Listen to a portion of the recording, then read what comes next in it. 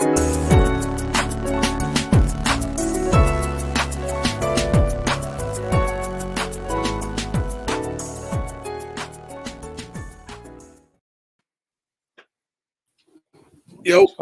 what up? Man, I can't call it. What's good, man? Yeah, I'm chilling here, man. Chilling. I'm doing nothing but chilling. Hello to our 3 viewers. We appreciate you. We love it. So, what's been going on in the world out there with you? World. In yourself. Yeah, what's going on in the world? It's crazy right now. Yo, the world is absolutely out of here, man. Losing its mind. What's up? What's up? What's up? Good evening. What up? Good evening. Good evening. Whoever else is out there, check in. Comment. Let us, say what's up. Show you some love early. So I've been all right, bro. Been doing a lot of garden work. Temp. What's going on? What's up? What's up? Oh, what's up, yo? Drop us a comment so we can shout you all out early. Definitely gonna talk about some things tonight.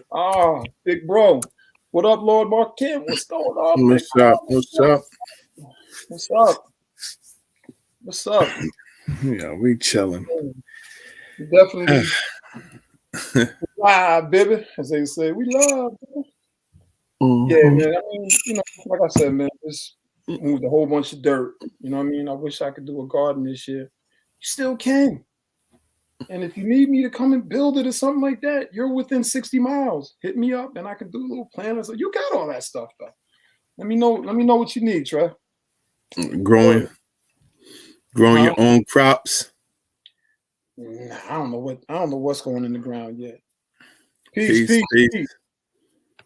Yeah, I don't know what's going in the ground yet. So I don't know. Aha! Windowsills. We can start in the windowsills. And then whatever it is, start it, and I come and throw it in some of the dirt out here. We could do it. We could do it. Yeah, bro. What's up with you though, man? I know you're off the gate. You said you did a double and you was at a Yankees game. So yeah, let's go and get that out the way. Let's talk about the Yankees. The Yankees definitely they started off good. Garrett Cole's first 2 outings looking very, very sharp. Judge started off good. So good. Yeah, they just completed their opening homestand. They won both series. That's the goal, man, to win every series. So they won 2 out of 3 versus San Fran. They won 2 out of 3 versus Philly. So that's a good start. That's what you want to do. You want to win. You want to win every series like that. Got you. Meet up with Eddie. Eddie? Who? I don't know who you talking about, Trace. Did you ever meet up with Eddie? Charles, yo, did you ever meet up with Eddie? I'm gonna say it like. I'm not sure what she talking about.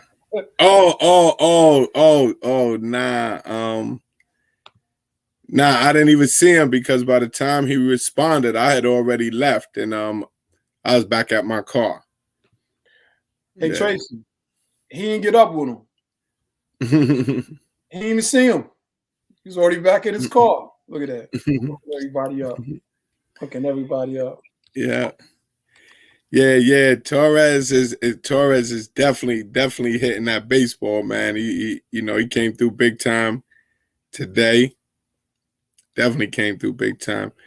Yeah, so I went to the game. It was a 1:00 in the afternoon game. So like I said, I was off. I got off early in the morning. So went to the game. It was like misty the whole time, a little not raining, but the mist, it was definitely little drizzle mist in the air, but it was a pretty good game, man.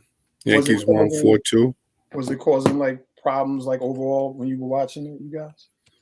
Nah, we was just chilling, watching, looking at, it wasn't like a washout type thing, it wasn't like uncomfortable where you like, oh, I got to get out of this water or something, but right. It's definitely cool. I got tickets for the next 2 Thursdays. I basically got tickets for one game for every like home series, you know. Okay. Okay. Yeah, so I could try to catch every team come to the stadium, man. You know, do my little traveling, man. But the Yankees ain't really. Yankees go to a couple of stadiums this year that I haven't been to, so I'm gonna try to catch them, man. But yeah, but yeah, they not really the times that I would need to travel out there. They're not really lining up good with other stuff that I got going on, man. So got you. Yeah, it's rough in the summer. Brother Saeed, what up? What up? When's that movie coming out? Saeed got about 5 or 10 movies out. You should put them all on Tubi too, bro. I'm hearing about Tubi. I never watched Tubi, but I'm hearing that's where the movies are. So I got to check it out. Yeah. Yeah, my man, he got a movie up there. I'm like, oh, okay. You know. Yo, man, let's dive in, bro. Regime, what's going on? What's up, Regime? What's up? Yeah. Okay, so out of all of the headlines this week, I mean, there was definitely some headline grabbing things between the NCAA women's. You know, obviously with Trump being arrested and everything. He got arrested. Yeah, you know, and then all of that. Sure was an interesting week. Healthcare sucks. Yeah. Black power, definitely. Yeah, healthcare, man. Healthcare is LSU Clark, and I think Reese went overboard. I bet you do think she went overboard. Yeah. You know what, Saeed? Stick around because we listen. Everybody, chime in your opinions because we gonna talk tonight. We gonna run our mouths tonight. You know, and we don't have any issues if anybody wants to join us for 5 or 6 minutes. You know, 10. You know, come on up here and just vibe out. Tonight we just having a good time. It's a lot to be discussed. You know what I mean? So, Brother Saeed, if you want that invite, you want to come up here and tell us why you think that Reese went overboard. I would love to hear it. You know what I mean? Yeah. And sometimes you can explain it better than like typing it, you know? Yeah. So Jill needs to go and sit down somewhere in South Carolina. What is that? Oh man, these things is jumping up. Oh, so okay. These joints is popping up. So Brother Saeed, like we're gonna send you that invite, Brother Saeed. It's coming. So we'll hold out on even talking about that right away. But we'll start with the Trump and get you the invite. And anybody else want to join us and chop it up? Listen, tonight's the night to do it. We just enjoying ourselves. Yeah, we just freestyling. You know, basically we've been freestyling. All of our shows are really just real talk freestyle. We just doing what we're doing. So I'm gonna get you right over to the brother. But yo, I'm gonna keep it 100 with you. When I heard that dude was gonna get indicted and basically, you know, have to go to court, I wanted to see it before I believed it, bro. I just was on it like, yo, I want to see it before. I wanted to see it. So when his plane went up in the air and it was like all over the little, you know, the news thing, majiggy, yo, he on his way. I'm looking at my phone like, oh, okay, well, he about to go over there and, you know, handle something. I don't know. What do you think happens though, man? Well, I mean, it's like when they say, yeah, well, the police got arrested, but let me see if they get convicted. What do you think happens with that case, man? I don't know, bro. I'm gonna tell you what I think. I think right now, because I didn't look at the indictments. Let me say that. I mean, I didn't read everything that they put out about him. I didn't do that. But for the summaries that I had received, it basically was just saying like all of those counts were like the same thing. So this is what went through my mind. You know what I mean? I was sort of under the impression like it was done, but it was done sort of like to open doors to do other things. That's how I'm seeing it. Now, what that means, I don't know. Time is going to tell. You know what I mean? The dude has done so much but he's got so many supporters. He got so many loving followers, like black and white. Like this dude has done a lot. But I think that was pretty much a way of sort of stirring the pot before they throw him up in it, if that makes any sense. That's how I'm looking at it. You know what I mean? They stirred the pot before they throw him up in it. What you think about it? Yeah, I mean, I don't know, kid. I mean, I could see New York convicting them because, you know, New York City is, you know, more liberal than it is conservative. And I think in totality is probably more hated in New York than loved. But, you know, I who knows, man? I mean, you know, you got all of these falsifying business records. So, you know, like, I think it's just gonna come down to, like, you know, what was that Nixon thing or whatever, that Watergate? It was like, yeah, it was like, yo, well, what did he know and exactly when did he know and everything, you know? I mean, because it really, yeah, you know, but how you commenting and you in the waiting room? Yo, how you, bro? We gonna bring, bro. Yo, hold up, man. Oh boy, listen. Let's go on and get Brother Saeed in while you speaking, bro. Yeah. Let him in. Notorious, man. Yo, how you know? Yo, you in the room and you just look, man, look. But Devin, how long you been knowing me? Yo, man, forever, man, forever. You never change. You're not gonna change. I get it. This is what it is. I mean, the lowercase f though. I mean, what are we doing here? I mean, he was like, no, you know. That's how I feel about Trump. Come on, man. Yeah, you know, you ain't the only one. There's a lot of F Trumps out there. Well, yo, but you know, at the end of the day, though, kid, you have to realize, like, somebody has already went to federal prison regarding those records. You know what I'm saying? Like Michael Cohen, the lawyer, like he already went to jail for those records being basically false, and then he waived his non-disclosure agreement and all of that. So, to me, a court of law has already established that the records had been falsified. I think where it leaves Trump was the lawyer, you know, acting on his own accord as a fixer, or was he being directed by me? Because I mean, basically, like I said, someone's already went to prison over that. So a court has accepted that the records are fake already. You know what I'm saying? So it's a matter of how they proceed with it, though, you know. But can I ask you a question? Okay, this is my thing. You're pretty much trying to get the man for buying PUSSY.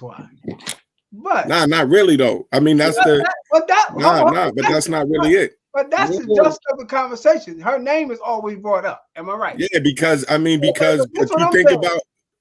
about who's bringing that up. If that man was stood on the podium January 6th and said, "Fucking attack the building, I'm gonna meet you there." If he didn't go to jail for that, he's not going to jail. Okay, he's not going. I mean, I don't know whether he's going to jail. Actually, going to be incarcerated. There's plenty of people that get convicted of felonies every day that don't receive a sentence of imprisonment. You know, I mean, like, yo, people literally get convicted of felonies every day and get probation. No, so I mean, yeah, I mean, I'm sure he doesn't care about having a felony record. You know what I'm saying? At this stage in his life. I mean, no, are we going to see him sitting up in Sing Sing in Attica somewhere? Probably not, you know, but the narrative that it's just about a prostitute is a narrative that is thrown out there by people who want to make it, you know, want it to seem like it's just nothing. But with all of them counts is not just about a prostitute. It's about a pattern of behavior of falsifying records to hush things up, not just prostitutes, but, you know, they were saying that they was paying off like news organizations in different places, like to kill stories and stuff like that, and you know, to help with election and different type of things like that. So that narrative that is just one payment one time to some prostitute, yeah, if I say that, to everybody, you're gonna say exactly what they want you to say. Damn, about some girl, but it is really a little bit. It's about a pattern of behavior. Now, whether he's really guilty or not, and all that, it'll come out, and we'll see. And I mean, at the end of the day, whether he's guilty or not, the same people that love him gonna love him, and the same people that hate him gonna hate him. I'm gonna ask you and Deveron this question. I ain't gonna be on y'all so long, but I gotta get on the Reese shit. But I'll get back to that. But let me ask you and Deveron a question. If I found you guilty, and I find both of y'all $1 million, and you got a 5-year suspended sentence, ain't never been to jail, and you could pay the $1 million, do you think you really lost? I don't think that at his stage he's gonna have felt like that. I'm saying if you did that to me right now, I mean, literally that without the fine part, that's what they do to a lot of young black kids from the beginning. I'm talking about financially in his position, not us. We ain't got this money. I'm saying you in his position. No, that's what I'm saying. No, because you know what my main concern with, and this is how I think with the criminal justice system is, I don't even think, like, even with young black kids, that's how I'm correlating it. I don't even think that they even care all the time about whether you go to jail or not versus whether you get that felony record because of what it bars you and prohibits you from. You know what I'm saying?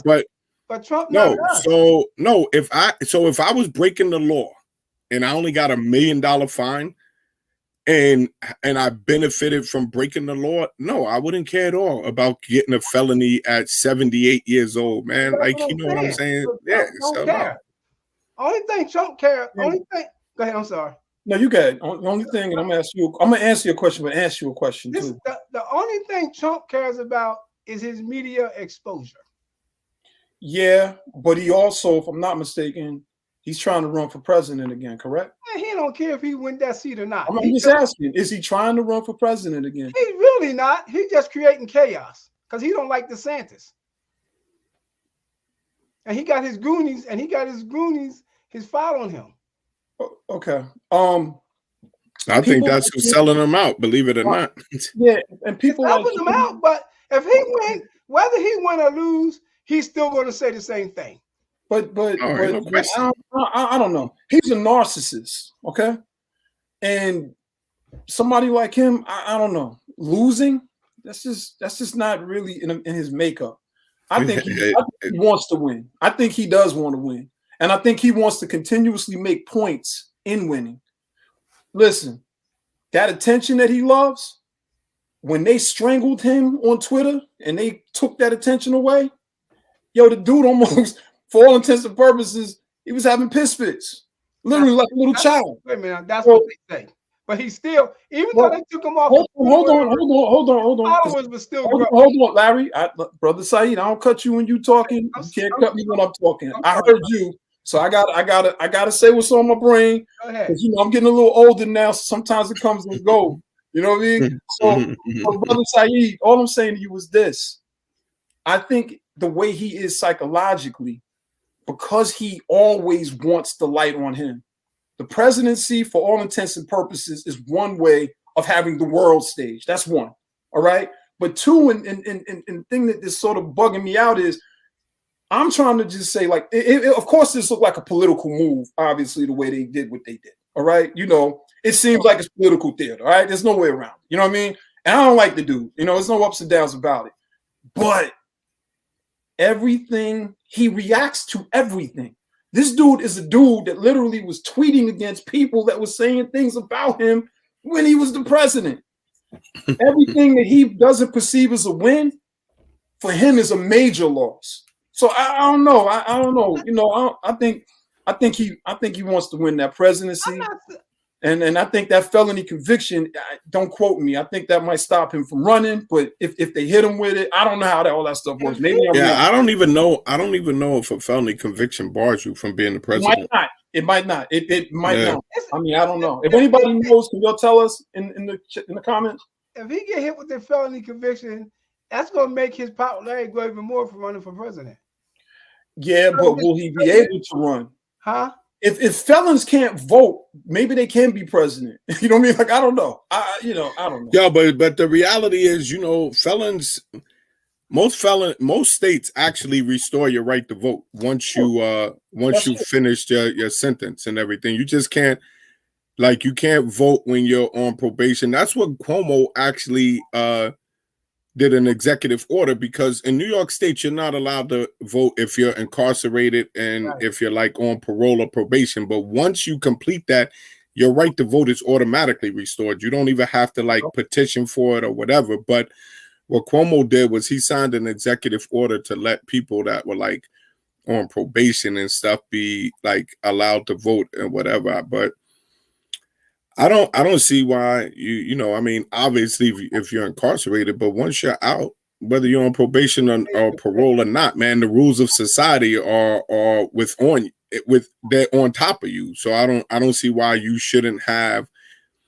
I don't see how like getting in trouble and going to prison and coming home should bar anybody from participating in the society ever again to decide on who they can't even elect who's going to govern them for the rest of their life because they committed a crime at 18. That's like crazy to me anyway.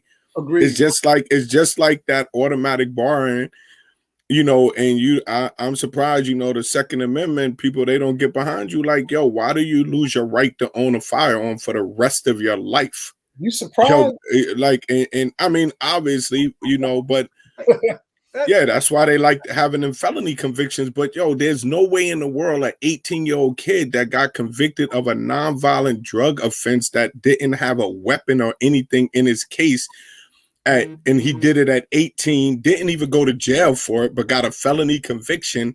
And 25, 30 years later, he could be the CEO of a company, of $1 billion company, and he still can't own a gun because of something he did 18 years ago. Like the guy from Nike.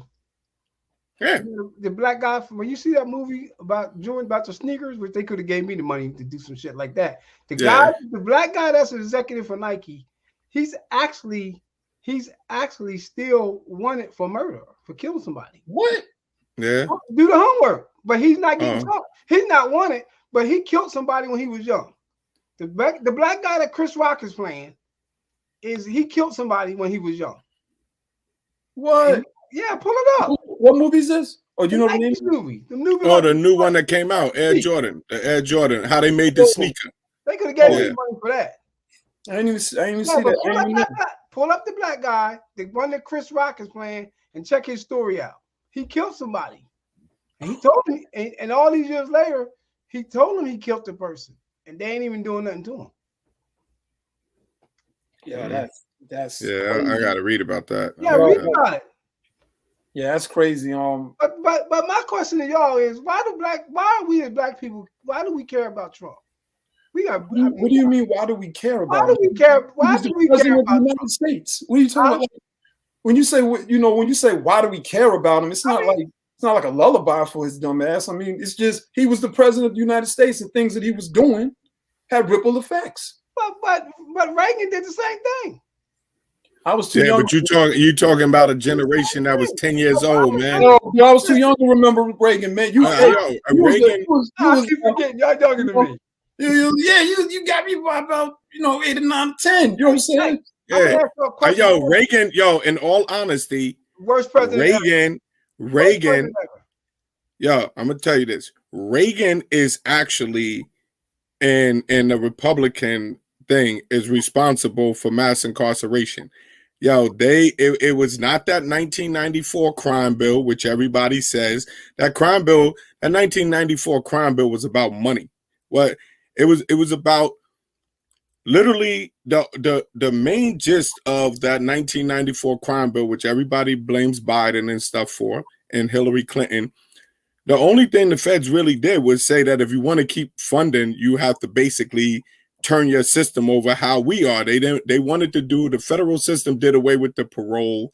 Right. You started saving like 85, really like 87% of your time. And they basically wanted the states to go to those type of sentencing with that type of time in order to keep receiving funding. Right. It expanded some of the federal death penalty cases, which is whatever, because most federal cases never end up in the death penalty. You know, so that didn't really change none. It wasn't like they just started executing drug dealers. You know what I'm saying? And so a lot of stuff didn't really change. I think you saw more change on the state level because they wanted to keep getting that federal funding. But the change that really started banging brothers over the head, keep it real, was the change in the U.S. sentencing guidelines in 1987 under Reagan. That came under Reagan with the nobody wants to talk about that though. Nobody also nothing hurt young black kids with that in that federal system more than the change in the U.S. sentencing guidelines, which took the discretion out of the hands of the judge, which eliminated the federal parole system. And that's what established the excuse me, that's what established the 100-to-1 cocaine ratio. Right. And because in the, like I said, in the federal sentencing guidelines, there's no drug in there, crack cocaine. It's cocaine. Let me tell you this story about my brother and the Fed thing. My brother, guys turned states on him. He was facing 222 months. That's life. That's 20-something years. So what happened was his attorney said, listen, they're getting ready to hit you with something else. It's going to turn into a Fed charge. So instead of him getting all these, and 5 guys turned states on him, instead of him getting that many months, he only got 6 years because it was a different, it's a different level of conviction from state to federal. Yeah. You see what I'm saying? Now he had to do the 85, which he got blessed. Because I think when Obama got in office, they changed the crack laws and the paddle laws. They made it, they say that you can't have 2 different laws for the same drug. And I think that's when they changed the crack law and the paddle law. And a lot of them guys that had all that time, they got their sentence. A lot of them got their sentence either lessened or commuted because the paddle law was lesser than the crack law. And when, you know what I'm saying? And once they all hit the fan, they said it's still cocaine. It was always that they were literally just multiplying it by 100. Right. Yeah. And when you ask a question about the importance of a Trump, and I would say it's the same importance of a Reagan. It's the same importance of a Biden. At the end of the day, if you can take something like you just described and you can have a racist component where now the lower socioeconomic individuals are hit 10 times worse when at one time they couldn't even afford the cocaine. That's the one thing I love about watching Snowfall. Some people hate it, you know, not hate it. Some people don't like it because it shows the we need to see what the hell happened and how it happened. But you know, like they said early on in Snowfall, who can afford it? Then they figured out, sadly, how to weaponize a weapon. And then next thing you know, you got crack cocaine. All the communities like completely went ballistic.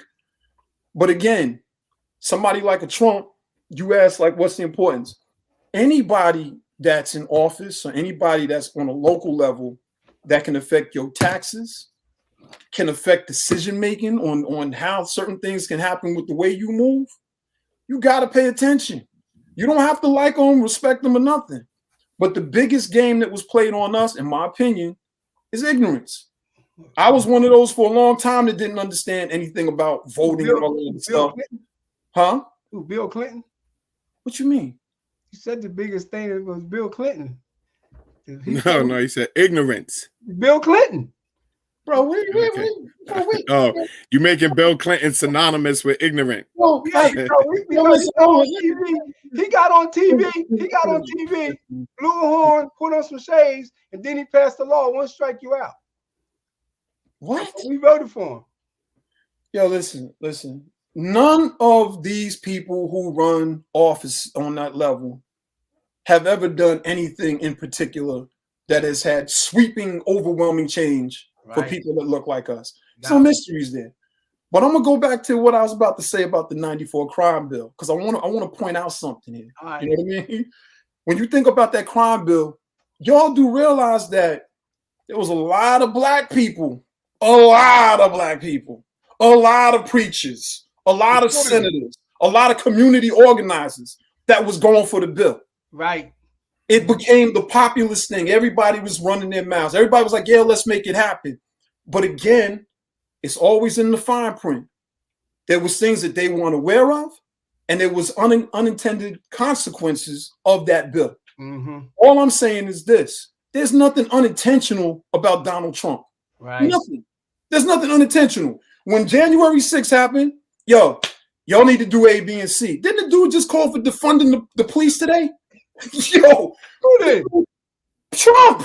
Did he? Yes.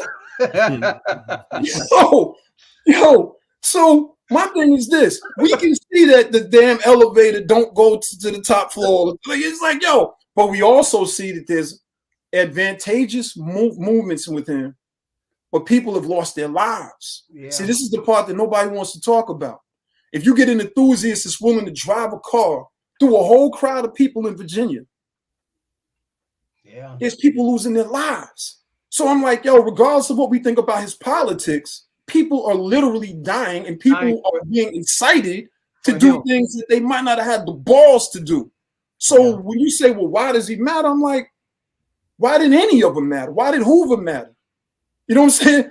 He mattered because certain things that he was doing was having real effects in our community. And when we feel things, we feel them on higher levels.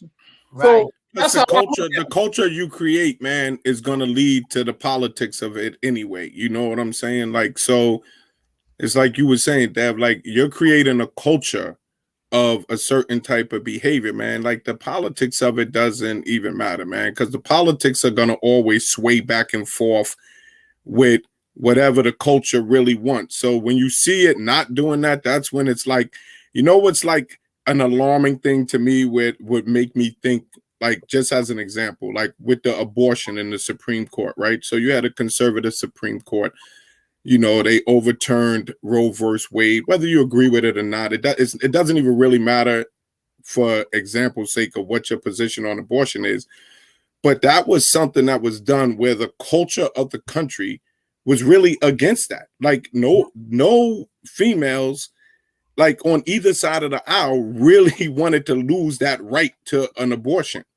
The culture of American women and the indifference of a lot of American men was like, they didn't really care. Like, all right, she want to have an abortion. It is what it is. Your body, your choice, whatever. But they still changed it, even though the culture didn't want it. Right. So that's like why something like that happens would make me pay attention more to something. But everything else is going to fluctuate, man. If you have a train accident, you can tell you can make everybody vote for, we got to start testing train conductors for drugs tomorrow, because it's like, you know, it's like an emotional response to it. You know what I mean? But other than that, man, like whatever the type of the culture of the country is, it's just like when you go to a job and, you know, you can see who running it and you be like, oh, I can see what the culture of this job is. And you can look in who's running it and that, and that starts dictating what type of policies you're going to have, what type of everything. The politics respond to the culture more than the opposite way. And when you were talking about the job thing, the job I'm on now, everybody in my job knew me as Larry. That's my name, Larry. Everybody in my job knew me as Larry. But a young brother that used to play basketball for me, he was coming in there and he knew I worked there. He said, hey, I'm looking for Brother Saeed. So they walking around thinking, who the hell is this Saeed he looking for? Young dude, right? He said, he was my basketball coach, Brother Saeed. So I come around the corner. He said, oh, that's him right there. I'm like, who? Larry? He said, no, that's Coach Saeed. But getting back to you were saying, now everybody on that job look at me and talk with me in a whole new different type of way. And just because of Saeed. And I said, brother, don't let the name get the conversation, you know, confused. I said, I'm still the same person. Y'all just don't need to know about my life as me being a Muslim or whatever. I said, but to you, you can call me like Larry and don't treat me any differently. Because I had to tell him that. Because now the whole conversation changes. You see what I'm saying? Yeah, exactly. That kind of, you know, took me for a loop because I've learned at 66 years old that shit changes every day. Yo, listen, man. You know, you look good for 66, brother Saeed. So I always thought you was 61 or 60. You know, my Social Security coming soon, bro. yeah, shit. All of our shit is. You sure it's gonna be left? I mean, you know, where they playing right now. Wait a minute. I got see, this is the difference with me.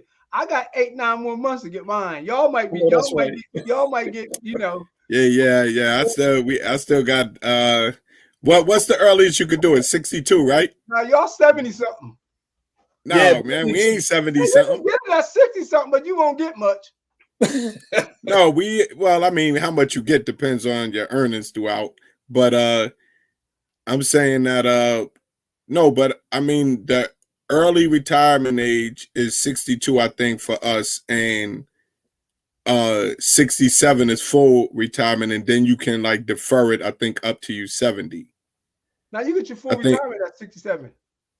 no, I know. You get your full retirement, but I think you can defer taking it into your 70 and it'll give you even more. But whatever you take at 62, that's what you get. You don't when you get 67. No, but that turns into a numbers game. Y'all just keep working for me in the next year. Make sure my Social Security check is coming in and we good.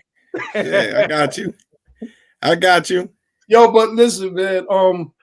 Before we hit on, the Caitlin and Reese situation, because that's why we brought you up here. But once you get into the waiting room and you automatically start going off. Did you vote for Trump? I'm messing with you. I'm messing. Let me tell you something. Good evening, Deidre. I'm gonna keep this 100 with y'all. Man, I don't want him. You did. I don't want because I'm gonna right after you did. You out of here. We'll never do I didn't vote for Trump, but I tell you this: if Trump wasn't the racist or whatever he is, if he had just dealt with politics, in the way politics should have been dealt with, I would have voted for Trump because the way he was dealing with China and all these tariffs. See, people don't understand. In 5 or 6 years down the road, them tariffs was going to help us because now China, Russia, and all them got this. They creating this new currency. Everybody sees it different. Everybody sees it different. That's fine though. I hope I can go back one of these days and look at one of our shows when we were talking about how he was going in China. All right. And what he was doing. I kept saying, pay attention to the African Union, but I was like, I didn't think it was going to have a good effect. So right now, yeah, they got those batteries in their backs because the one thing that they watched is the level of divisiveness and how it's now gotten worse because now you got melanated or black people or whatever you want to call yourself arguing who's Adolf's, who's this. Are you African? Are you African American? All that shit is agent stuff. All that stuff is agent stuff. Like when I know we shouldn't be throwing it back all the time, but when we were coming up, it didn't matter. If I saw you, I didn't ask you if you was Muslim or Christian. Right. I didn't ask you if you was a 5%er. Like, yo, hey, we got an issue over here. You know what I'm saying? Like we got an issue. Yo, Charles, I don't know what your political affiliation is. We got an issue over here. So they watched. And when you pay attention to what they're doing with BRICS, and you watching Saudi Arabia and all these other countries, I forgot what African country, somewhere in South Africa. They want to they think it was South Africa. Yo, we done. Let me be clear about something.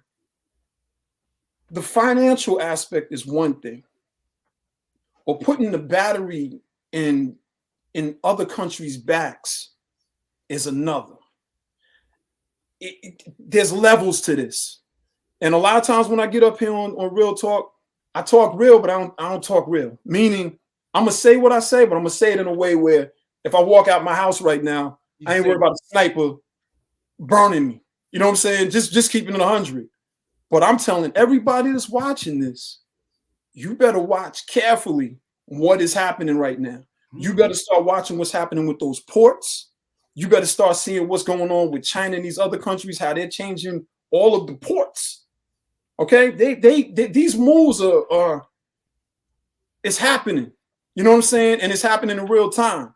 Now, I don't know if they change the economy, on their end, what's going to happen to our. I don't understand that deep. I don't want to sound like I know it all, but I'll tell you this much: in America, we have been spoiled in some ways, in a lot of ways.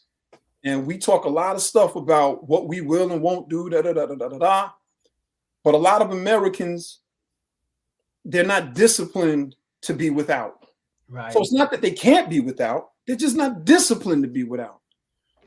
I'm saying now is the time to really pay attention to these world economies, pay attention to what's going on, and remember, our leadership was calling some of these countries shithole countries and all this other stuff. You know, not a problem. Not a problem. I have no problem like getting on a Zoom call and talking about some of these things more in depth. But the reality is, like, if you've been following Real Talk for a long time since we began, Charles, what was one of the main things I was talking about? Economic warfare. I've been saying it for years. But now Central currency in Africa. And now it's being done. It's being done strategically to us because they know we're so divided. We're not going to pay attention. Right. They know that we're so divided that right now that if I said to Charles, yo, Charles, okay, you make 150 a year, you know, I make 65. Brother Saeed makes 100. Yo, can we all hunker down and just put 10% of our money in a trust over here and start buying silver to do this, that, and the third? Man, get out of here with all that. Right. I don't want to hear that stuff. And you just, it's not conspiracies. Actually, other people are doing it. And then when we look at this country and we look at the fact that all these other countries have a lot of citizens that are right here. They're right here right now. They're going to take their money and they sending it right up out of here. They're going to come here and earn. That money's not staying here. And we still are not even disciplined to work with one another to start truncating things. You know, like, yo, I went on a tangent. And and black people, I think too, man, they have a high level of financial insecurity and financial anxiety, kid. You know what I'm saying? And so a lot of times what can look as distrust, like, it may be hard to get somebody, even that has money. So it's not even just about whether you have or you don't have, to like give me 3,000 of this investment. And part of that comes from not even whether or not the person actually has the money, because there's obviously there's people that don't have it, but there's also people that actually do have it. And a lot of times they still won't come off of it because of, the worry of losing it, or watching maybe a savings account go down because you took 3,000, 4,000, 5,000 out of it, but you put it somewhere that hopefully is going to make you some money. Like, you remember growing up, you hear the term like scared money don't make no money. Right. But the reality is, as adults and things, a lot of people have that scared money, like right. It's a lot of reasons why it is, what I'm saying? But people do have that financial insecurities. Right. A lot of it is because we live from paycheck to paycheck. So but most Americans are. Right. I'm gonna feedback on Devon was saying. I want y'all to check this out. I want y'all to look and see how much land China have brought up in the last 10 years in this country, especially in Georgia. And in Africa. Right. I'm just saying about you, but Africa is 4-5 times bigger as America, the continent. And you talking about this little country here, China is buying up so much land, it's crazy.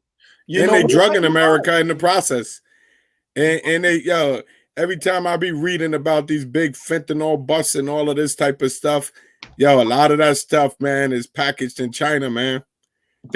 China got a down low drug war going on, man. They trying to addict Americans and do some crazy stuff, man.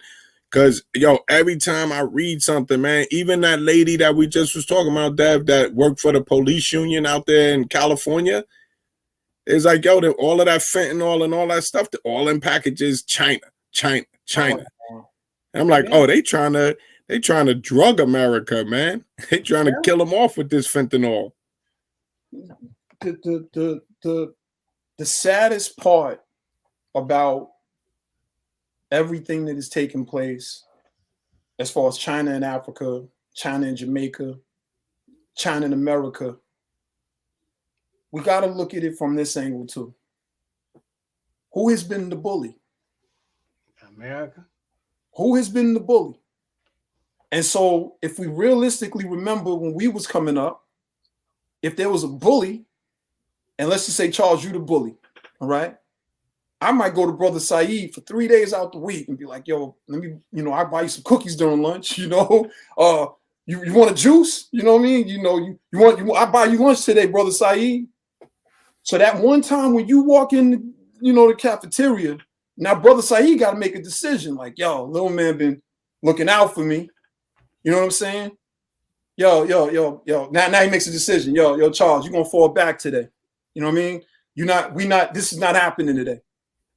This is the only example I can give on what has been happening globally to the bully. Other countries have been in talks. Other countries, like for instance, with Africa, what they're doing right now, we're looking at that one currency. They're not sweating. They're not sweating because let me tell you, 52 countries in Africa. So you're right about the size of it. But see, nobody's paying attention to the African Union. Right. The African Union, they're saying, you know what? Yeah, y'all might have some deals over here, but you know what? Y'all going to start renegotiating some of these contracts.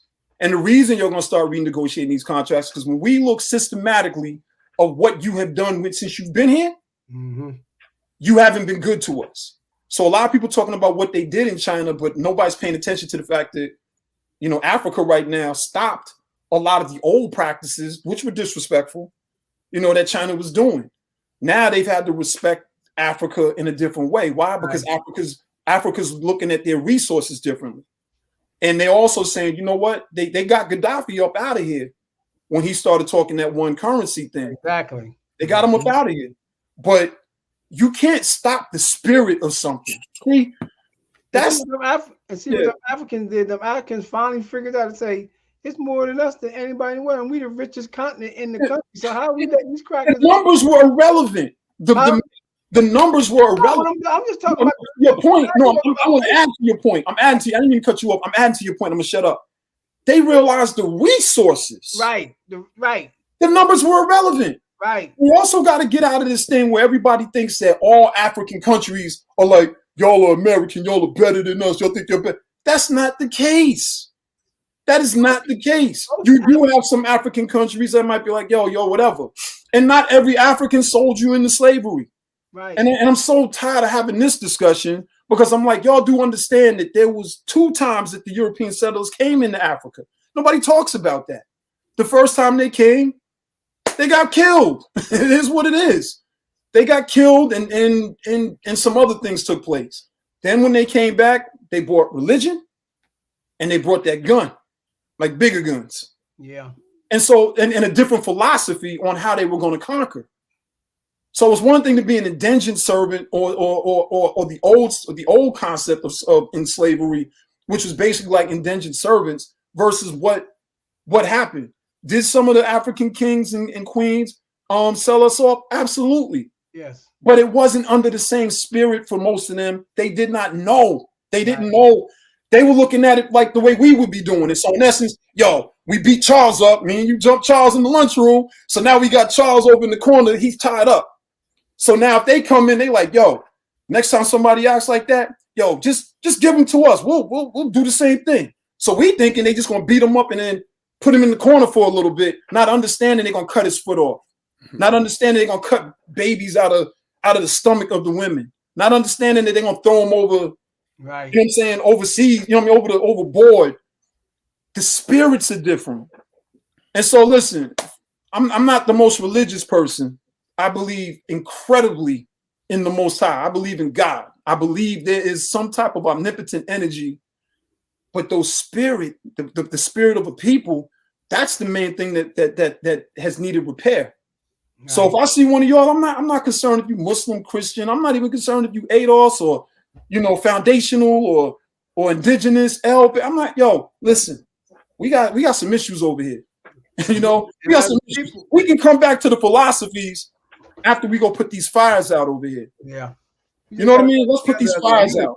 We got to come together as a unit, man. Whether we have differences, like you said, Malcolm said this a long time ago. You got to put your differences to the side and deal with the business at hand. And Lord Markham said earlier that anybody that's ever went up against the machine has been killed. But let me show you something. And I think Laura Markin might agree with this, and maybe you all might agree with this. We dying anyway. We dying anyway. And that's not to say that you should just go and put yourself as a martyr or nothing like that. No, but if you're not doing anything, you're part of the problem. That's just how it is for me. We don't have to go out there and be, throwing our fists up and that. Listen, I might throw my fists up, or I might just start a program where I'm educating some of the gang members, and helping them to find jobs and create LLCs. I'm still fighting that same war. You know what I mean? I'm still fighting that same war. And welcome, Tashera. We know you are here, Tashera. Hello, Tashera. I saw it over there a little while ago. So we got, you know what? Let me play some music for Tashera, because Tashera's up in here. Brother, I know you don't know what the Tashera factor is. Tashera, she might want to join you in joining your chime in with you on the fact that you felt like Reese a little bit out of the way. I'm gonna say this when you bring her in. The thing. No. She didn't say she wants to come in. When she comes in, the show might end. Let me say this. That's the music for you, Tashera. Welcome.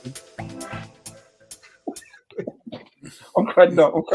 Listen, yo, because I gotta do some work. But listen, this is the only thing I got to say about Reese. I don't have a problem with what's the name the first time. I don't have a problem with that. And the white girl from Clark, she did it. She did it in her own way. My problem is this: if once you start taunting people and people praise you for that, that's not good for the game. Now, the one time I agree with, but you don't. Now, y'all basketball players, you athletes, do you think if that had done that in a man's basketball game, it wouldn't have been no type of people grabbing people or wrestling coaches have to get involved?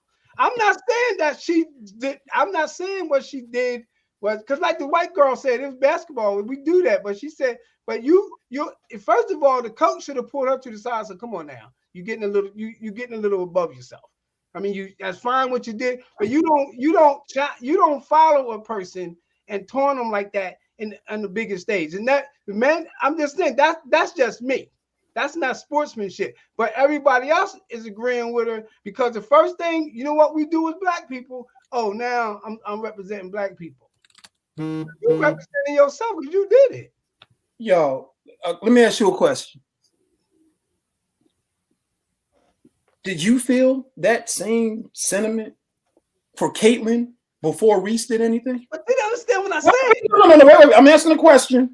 You got to answer the question. I'm asking a question. Did you feel that same sentiment? Because you do understand that wasn't the first time she did it. I know this. But what I'm saying is, though, all I'm saying is this. Based on what I seen against Louisville, even when Devon, you played basketball before. When you out in the park and nobody ain't got no game, no gun, but you'll flag them off and back the hell up. So I dare you to shoot. Have you ever done it? I've done all kinds of things on the basketball. Right. So when they said that it was disrespectful, if you can't shoot the jumper, that ain't her fault. But getting back to the John Cena thing. But they said, but hold on. But the disrespect they said on the court was not just not going out there to stick them. There's plenty of times you back up off a person who can't really shoot from the outside. Everybody that's ever played basketball have faded back off. But what I'm saying is backing up off of a person because they can't shoot. Sometimes people back up off a person that can, even if they can shoot, just because of speed, to try to. But my thing is letting me shoot or not sticking me because I don't have a good outside shot is one thing, but waving the person off like, get out of here, man, I dare you to shoot. So you never done that. Devon, you never done that. I've definitely done that. Oh. I've definitely done that. What I'm saying is, I'm not mad at her for doing that. But what I'm saying is backing up off of a person. I'm saying you are the shooter. You are the shooter. You're the person with the ball. me backing up off of you because I don't respect your jump shot and trying to play the lanes more is different than if I back up off you and I also wave you a gesture and then actually verbalize like, yo, you can't shoot, man. Go ahead and shoot. You ain't gonna make it. So with Scottie Pippen, that rings different. That rings different to a player on the court. When Scottie Pippen went over Patrick Ewing, dunked on him, pushed him to the floor, looking up under his shorts. So what's the difference? And then, but the thing is, yo, hold on, no, but you know, like, yo, you conflating both sides of your argument because you're arguing like that. Nobody had a problem with Caitlyn. Nobody had a problem with her waving her off like that. Nobody had a problem with this until they had a problem with it when the sister did it. That's when it became a problem. No, nobody had a problem with that. I'm not saying that. What I'm saying is this. Like I said, you can read my post on Facebook. Well, let me go read your post on Facebook. Huh? Let me go do that because I want to say something to you, bro. But like, you know what? I can agree with you though, right? I can agree where when you walk a player down, right, after a game is over, to still do that, I can understand where the player who may not have responded if you did that on the court, but like, you know, like yo, I officiate. Hold on, let me tell you something. I officiate, right? I officiate, and I ref the game in Yonkers one time, basketball game, and so I can take all of the yo, you suck. I could take the yo, bad call and all of that because that's gonna come with the game. And half the time, the people telling you made a bad call, it ain't even a bad call. They just don't agree with it because it didn't work in their favor. But after the game, when I was walking out, like leaving the gym, like one of the parents like followed me to like keep telling me about the call. And at that point, you know, I turned around. I was like, yo, what are you really trying to do over this call, man, in a rec league game? You know what I'm saying? But you're not going to follow me to my car because you're putting it in a whole different realm now. You know what I'm saying? That's all I was so I can understand something like that. But the backlash wasn't even just about that. It was about the whole gesture in and of itself.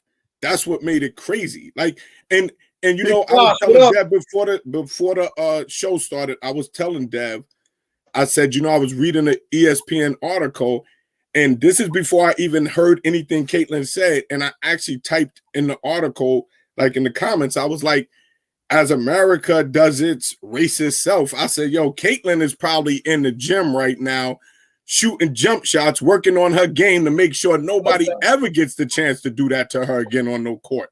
That's what a champion and a warrior doing right now. Well, Devin, I'm gonna let you chime in, and I'll tell you what he said. All of the thing the first time I don't have a problem with, but once the game is over with and all that stuff, you don't walk. Was the game over with when she did that? Yeah, and like after she, like it was like the first time. I'm asking, was the last buzzer ring when she did that? That's what I'm okay. Not when she first started talking, but she did kind of like when they was on the foul line. I don't have a problem with that. Okay. Was up until the foul line, I don't have a problem with that because the girl deserves it because she had done it before. Yeah. But when the game was over with, these people walked off the floor and she was walking behind her, kind of taunting. That's not. And all the young people, that's not sportsmanship. You can say what you want. That's all I'm saying. I'm gonna say this to you. All right. If it wasn't about the hair she was wearing and the unapologetic, like, yo, this is me. If it wasn't about race, anything that you just said, I would salute. I'm not gonna knock her for anything that she did. Because at the end of the day, I didn't see bad sportsmanship. Everybody was like, wow, damn, Deb, I didn't see bad sportsmanship. You know what I saw? I remember, yo, Larry, look, bro, how many times when we played ball did I have to I don't want to tell about when you try to fight me. I did not try to fight you. Stop telling people this shit. I did not try to fight you. I'm just messing with you. I did not try to fight you. I jumped on him. Yo, Charles, he's been telling people this for 20 years. I'm like, I did not try to fight him. Like, Yeah. he tells people, listen, they really look at me like, not Dev. And I'm like, no, it wasn't Dev. I did not try to fight him. I'm like, yo, where we were playing ball at, and the places we were playing ball, you couldn't even get to your car. I'm not trying to fight nobody. Am I wrong? That's Am my I wrong? story. I'm gonna stick with it. Yeah, but and not only that, brother Saeed is the one. Look at your girl. Look at your girl. Oh, look at this. Look, I rest my case, bro. Oh, Look, but Devron. Yo, Dad, they trying to paint you violent, man. But that's all I got to say. I like the girls spunk. man, you're gonna let me finish what I'm trying to say. I'm cutting you off, man. No. You're gonna hear what I gotta say, because I'm not hearing you right now. Because you and Tashira in particular. Tashira. I wouldn't even have on the same page. Y'all have always been on the same page. Y'all never even met each other. So let me go on and handle you the way I had to handle her that night, okay? And it's, it is what it is, all right? So first off, I did not try to fight Brother Saeed. Okay, let's put that in. I did not try to fight Brother Saeed, okay? I didn't swing at him. He tells this story with such conviction, I think he believes it now. Okay, it did not happen, okay? All right? Not to mention, Brother Saeed, nobody messed with him. Brother Saeed don't mind fighting, and he knows everybody. Am I wrong there? Well, I don't know what the fight part, but I know everybody. Lord, one of us is lying right now. Anyway. He tried to fight me too, Tashira. That's all I read. That's all I know. Listen. Tashira at one point made a statement on our show that I just didn't agree with. Okay? That's it. And listen, I've never fought a woman. I'm not going to start now. I might have my arguments every blue moon with people in the world. Yo, brother Lord, they already canceled me, bro. Like, will somebody talk for my character right here? My brother Charles didn't even say no, not Dev. Yeah, look, I'm trying to hear this. I'm trying to hear the story. What happened? Two people say I'm canceled up here. What I tell you? No, they got rid of me, man. He said, "Oh, wait. Oh my gosh! Listen. First off, I'm one of the nicest guys in the world, and everybody hopefully can agree with that. But I'm gonna tell you the difference. I've never taken no crap from nobody. When I was younger, bullied and all that other stuff, you learn like, in real time, if you deal with something in real time, if you even gonna get your butt beat, it can just be dealt with in real time. I ain't bothered Brother Saeed, never. And did I play with fervor? Did I play loud? Yes. If you talk to me, will I talk back? In a New York minute, in a boom, you say something, I'm coming. But I haven't had a fight on a basketball court. I don't even remember. I was a kid. You know what I mean? Come on now. Y'all gonna be nice, right? Thank you. Where's Tiffany? Thank you. Thank you. And now, mind you, when I used to play basketball, Tiffany was out there with her boyfriend. He was like my height, but 50, 60 pounds heavier than me. I had to deal with a dude that's 6'4", I'm 6'5", who got me about 60 pounds. I ain't argue. I played the game. Let's bring this back to Reese. Thank you so much, Tiff. I appreciate you. Dude, my guy, when you are doing all of this and you're getting in people's heads something you were very good at, Larry, something Brother Saeed you was very good at, getting in people's heads, talking trash. You can't dictate after the game how or near the end of the game how somebody's supposed to respond to you when they go up on you 15, 16, 17, 18 years. Yo, it is what it is. Thank you, brother Josh. That's my big bro. See? Everybody, thank y'all, because this stuff is gonna live forever, and they're gonna see me in the streets and think I'm a mean person. I'm a all I'm saying is this. All I'm saying is this, Dev. Sports is different now. We look at the whole game differently. People treat the game differently.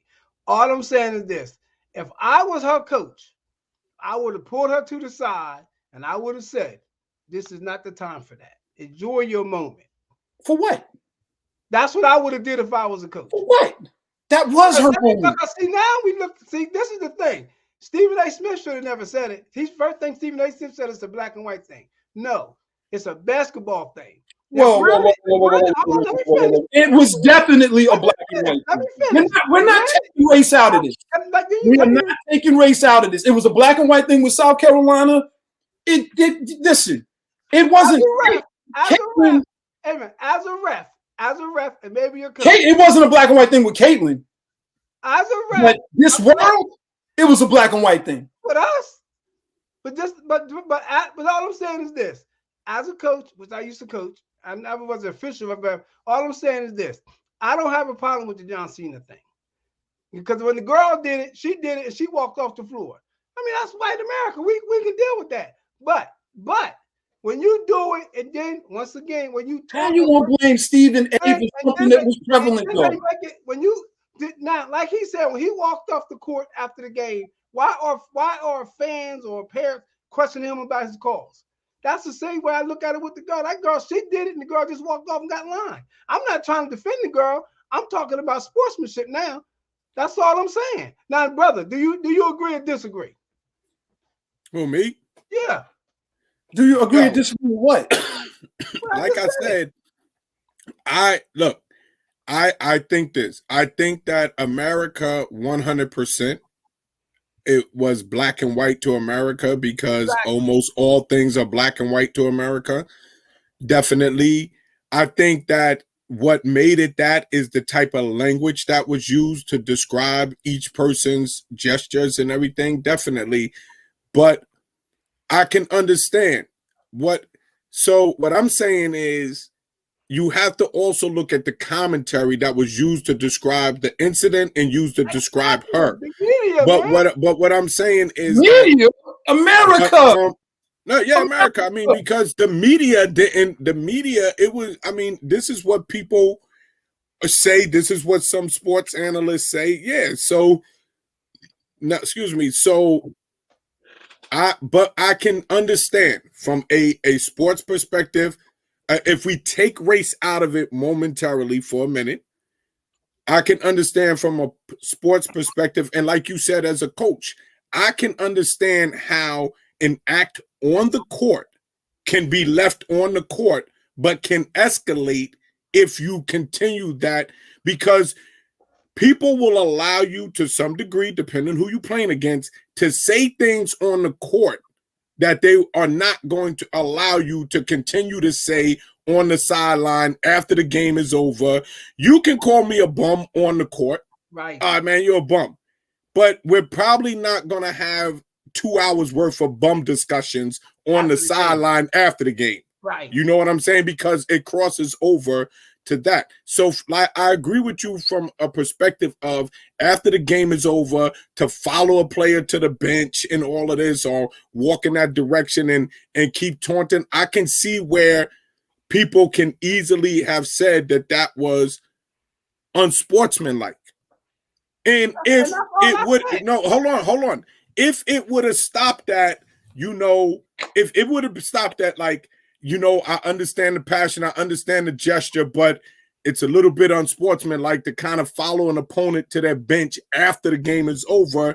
It crosses into a different line of unsportsmanship and everything. I could understand that narrative.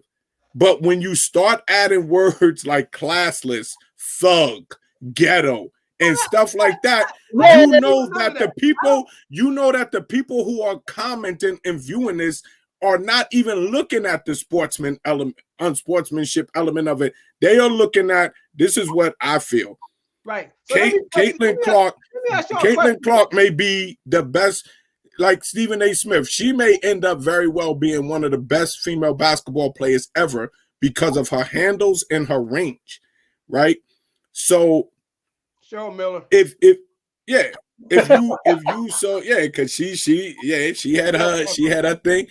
A lot of people might not even remember. You gotta be in the basketball, man, to remember Cheryl Miller. Like that's way back in the day, man. You know what? They interviewed Caitlyn, and she said everything that went on. She said she didn't have a problem with, because she said that's basketball. Yeah, I know that, because that's what most people were gonna say.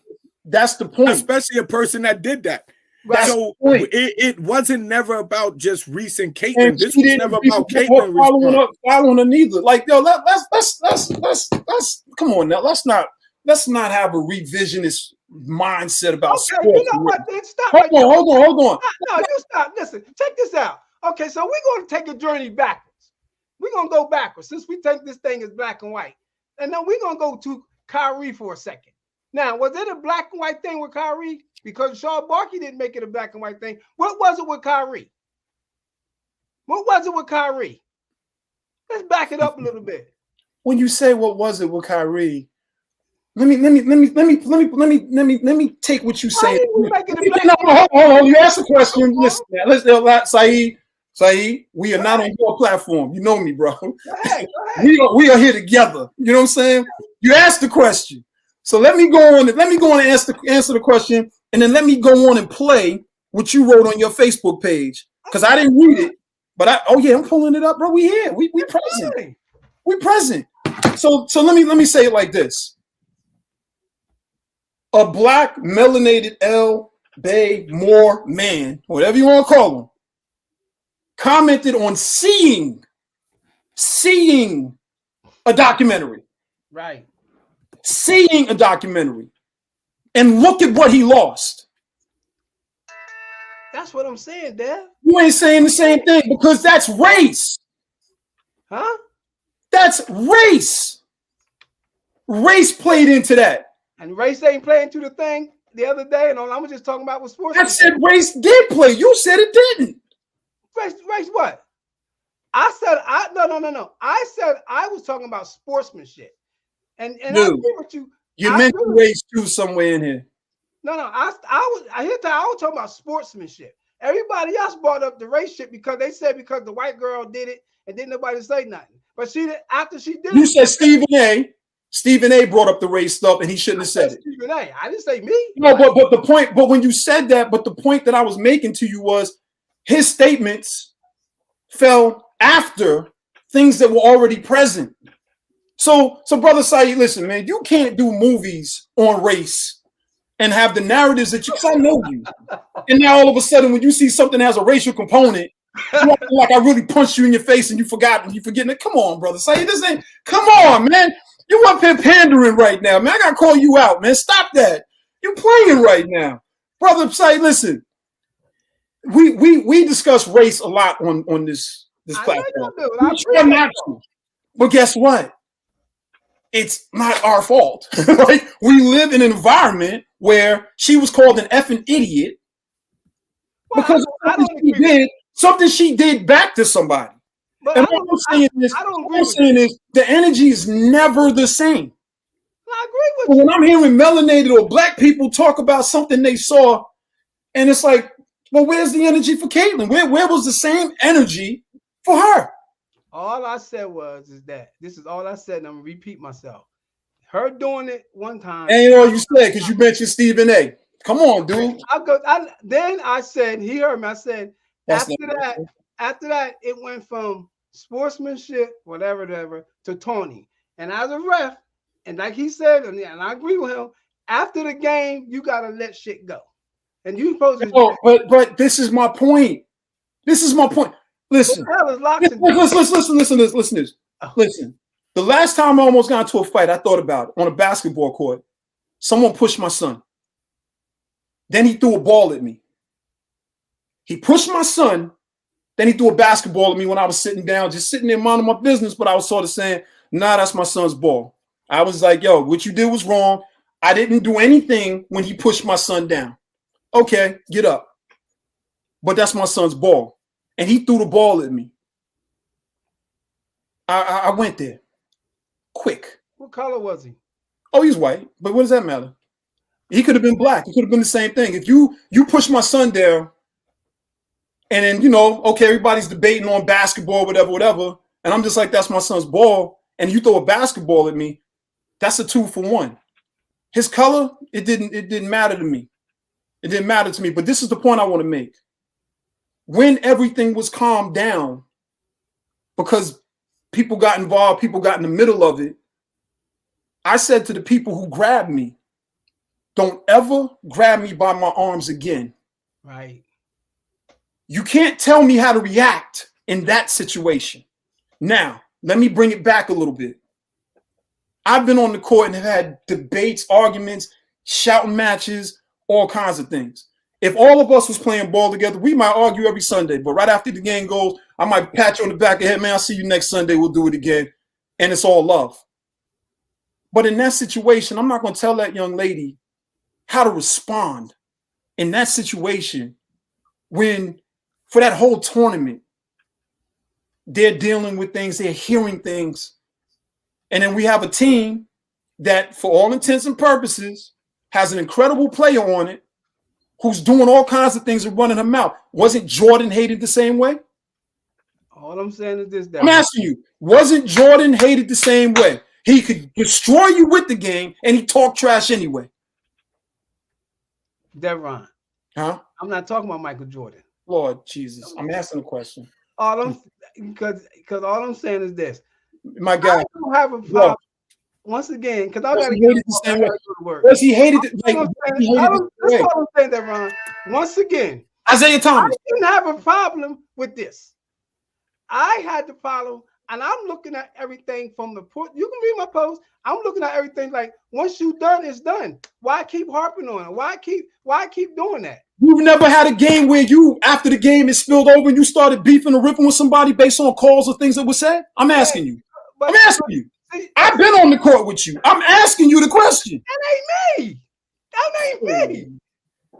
Brother Saeed, you've never been on the court, and then something happened on the court didn't spill over after the court, after the game. Just please, yes or no, bro. Devron, you're right. Oh my God. Thank you.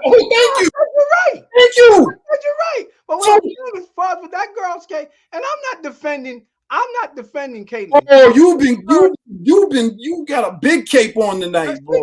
She deserves everything she got. But what I'm saying is, at the end of the game, when the game is over with, you don't follow a person or taught a person. That's just me for looking at it from a sportsmanship. Other than that, and she, like I said before, if her coach was really a coach, she would have put her to the side and said, "Come on, baby girl, let's go." We're gonna just see it different. I can respect your opinion, but I'm not mad at her. Because let me tell you what I'm seeing. This is Caitlyn's response. Hold that. Right. Let me tell you what I'm seeing in that moment. Right now, Brother Saeed, you dropped 40 points on me. And you think you're gonna win. The whole game, you doing all of this to my peoples, and you going and doing everything. You going against my team. Then at the end of the game, we run away and we put that dagger in you. Stick him with a fork, Joey, he's done. After the game, I'm doing this, and you trying to act like you don't see me. No, but that's fine. That's right. You don't see me. That's fine. But you don't follow me. Before you get out of here, you want to be reminded of what you followed you to your bench and did that. The whole gym would be fighting. You know it, and I know it. Say that again. If I had done that to you and followed you to your bench, everybody in your bench would have cleared that bench and try to beat my. I'm gonna keep it 100. That's a 50-50 call. All right, that might happen. But what I'm saying to you is this. I saw something different based on what was given. I saw something different based on what was given. I saw something different based on what was given. I have been on the basketball court. I played basketball everywhere you can imagine. And especially in New York, where you can get elbow right in your mouth and leave with a bloody mouth. And nobody says anything. We're making it more than a black and white thing than a sportsmanship thing. If I was her coach, I would have said, "Baby girl, come on, we can deal. We won the game. You do what you had to do." And then when she get on the thing and do her press conference, that's your press conference. That's your moment to shine. That's fine. But let's not have all of us arguing about who's wrong, who's right, because they're black and white, because sportsmanship, and that's all I keep talking about. But we're not arguing that, man. Like we're not arguing. Hold on a minute. Now, I'm gonna tell you. No one is arguing whether the black or white issue unless it's because it was presented to us. No, black people and black media did not attack Caitlyn for her gestures. Black people and media responded to the way Reese was attacked for making the same gestures. If Angel Reese is never attacked, there's no discussion, because black people didn't have a problem with what Caitlyn did on the court. Nobody had a problem. There was not an outrage of why she did this. Nobody cared about this. Nobody cared about the wave off. She told the other girl what they played the video. She told the other girl, "Yo, you down 15 points. Shut up." Yeah. You know what I'm saying? Yeah, what's my So, first but listen, thing but what I'm saying is nobody had a problem. I'm talking about the black community. The black community was not going crazy over those gestures. The black community did not respond until once again, something that we did became this hot topic issue. And you hear, like, literally, there was nothing thuggish about what she did. There was nothing. I didn't say you said that. I'm talking about the meat. This is what the response is. There was nothing thuggish about what she did. There was nothing she did on the court that trash talkers in previous history, both black and white, have not done. So there was nothing ghetto about what she did. So those type of terms, like literally they were calling a female basketball player the same type of terms they try to call people when they're rioting. Hold on, stop. I'm not giving Kanan no pass. I'm sorry. What? You've been giving her a pass the whole time you've been. You gave her a pass before you. That's how you got on here. You gave her. You listen, man. Me and Tashira, we don't only be on the same page. I'm just joking. I'm messing with you. But this is what you mentioned. Listen, all I'm saying is this: from a black perspective, I agree with that. But my thing is that this is me. I'm not even talking about the black chick, because I know how they treat us as speakers when we talk about the black perspective. Because even in the first line of my thing, I got in there, I got in parentheses media. But all I'm saying is this: for me, because I used to coach, and all I said was, if I was a coach, I would have pulled my girl to the side and said, "That's we done." That's all I'm saying. Now, when the media got involved, that's their shit, because that's how they make their money. But I'm not going to feed in. I can't feed into the media shit, because I already know what their game is. That's just me. Yo, real quick. Yeah, but we understand that. But what the whole thing that sparked everything was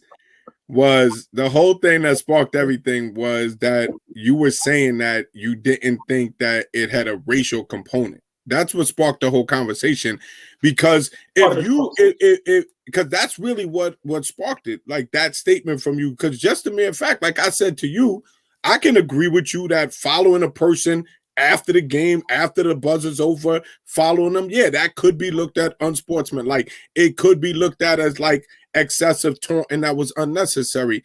I can follow you on that, but everything that happened after that is something different. And I agree with you. That was my whole point. Is something different.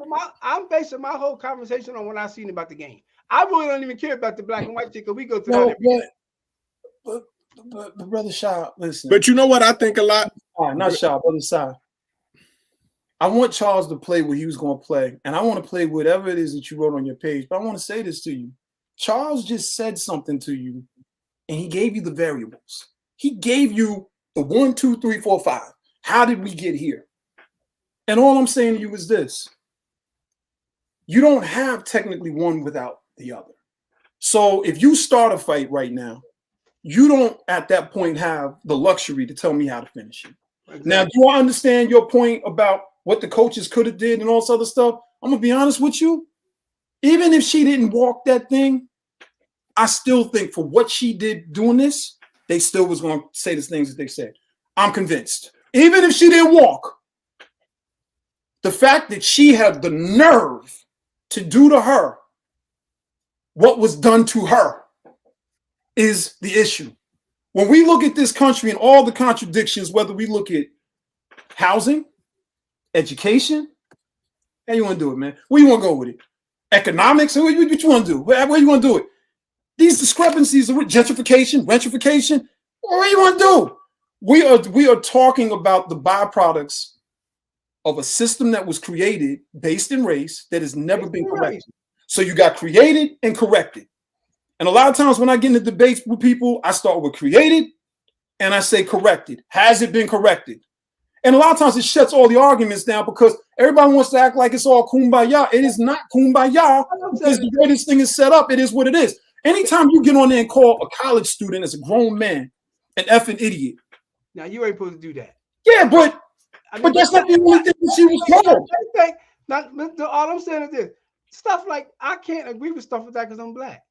I can't agree. I just don't like getting. I don't want to get caught up in a system where it is, which is a reality, is black and white. I'm looking at this from a basketball perspective and a black and white. All I said was this: after the one, I don't have a problem with, and I've said this. Now all the other shit, I really don't care about that. Charles, I seen the girl when she did it against Louisville. Like I said, like we said, it was like, oh shit, it is what it is. But since it was a black and white thing, which that's what they made it, that's why it's at the point where it is today. It wasn't just made that. Not it. Nobody would have said nothing if certain things didn't happen. But you can't go. You know what it boils down to? I think that we're at a point now where just a lot of black people or melanated people are they're just not going to be silent no more. They're just not going to be silent no more. I think you know, it's just how much class is class. Well, if that young lady played the whole game, oh, she's a baller now, and she played the whole game. Because I'm gonna tell you, when I saw what Caitlin said, I salute. Like, yo, she said it the way it should have been said. I've been on the court many a day with a bunch of white dudes that can flat out play ball. And some of them talk more junk than we talk. They run their mouths just like we run our mouths. They having a good time, whatever. But the thing is, there's still those real thin lines. The thin line. There's real thin lines. And I don't think if she walked behind her, even if she did it once or twice, even if she just did it once, there was still going to be a problem, because for some people in this country, you are not privileged enough to talk back to me or do what I do. You are less than me. And some of it was just a response, an angry response, man, because Caitlin was like the great white hope, man. You know what I'm saying? And then when she knocked down the defending champions, when they lost. I think a lot of that response was just out of anger. Yeah, I mean that she lost. I mean, South Carolina lost that game. But Dev, I gotta run, man. Hey, man, hold up. By race baiting women, NCAA basketball will change forevermore, and not for the betterment of the game. Many will disagree, and some who knows about sportsmanship will understand. I believe the Queen Bee was justified with her "can't see you" once, but to follow and taunt was uncalled for. People will praise her and love her, but there must be a line drawn. Miss Clark handled it the best way possible, keeping it moving. The next chapter will not be a nice one unless the NCAA put an end to this right now. Over excessive taunting will get you, NCAA, just what you are not ready for trouble. We're too violent of a society to think this will end here. Just like in the streets, violence is slowly making its way to the hardwood. Reese is a great player, but there must be a limit to what a person is allowed to get away with. You caping the whole time you've been here, man. Be more of professional about your shining moment. Standing up for women of color. Trying to figure out what does excessive taunting has to do with that. Dude. Anything wrong with that, Charles? Dude.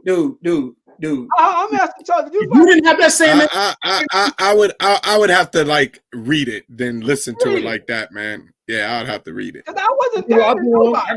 I got one. We all in this together. We all in this together. Here we go. Y'all can read it. Here it goes. I'm gonna post it. There it is. Together. Oh shoot. Here we go. Commenting. There it is. There it is. There it is.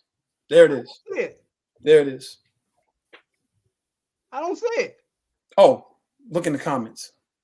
Tarnished by race baiting, women NCAA basketball. But hold, start right there. I put in parentheses. It should be in parentheses media. That's not on there. I just copied what was on your page, but but the one I did was in parentheses. It says media. It should be in parentheses. Bruh, I'm gonna go back to your page, bruh. All I did was copy and paste it. That's fine, but I just want to make listen. You don't have a few times on this roller coaster where you done went to the left and to the right. I'm just trying to figure out where you stand. Yeah, but you know. But like I said, I just want everybody to read that.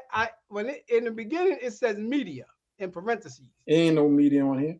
But I'll find it for you. I can't change what's on your page. Sheena, what's going on?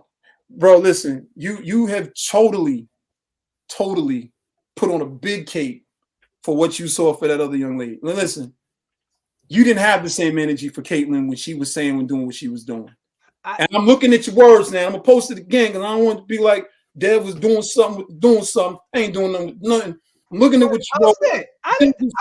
And I'm gonna be honest with you, brother Saeed, you should do a movie about this because, like the brother said, you're trying to make a movie for Iowa. That's what you up here trying to do. You're trying to make a movie for Iowa, man. Yo, your own words are right here. That's my words. Listen. I can't go back on nothing I wrote. I wrote because I meant it. Oh, that's how we do it. Listen, one thing people. Yo, they giving you the business tonight. Yo, it's on my sugar low.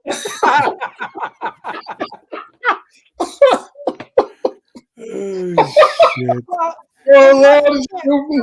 In my defense, that's all I have to say. Bro, take off, man. Yo, take the kick off. You Caitlyn made more sense than you made about the whole situation. And I stand by what I say. You even got Tashira going, bro. Yo, you can't win now, man. It's over, man. It's over. Yo, you can't win, man. You got side. Yo, come on, man. White people on here. I can't win too many black people. See, listen. What you say?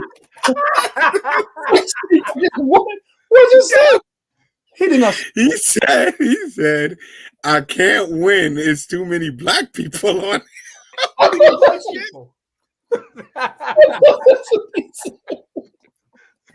Hey, damn.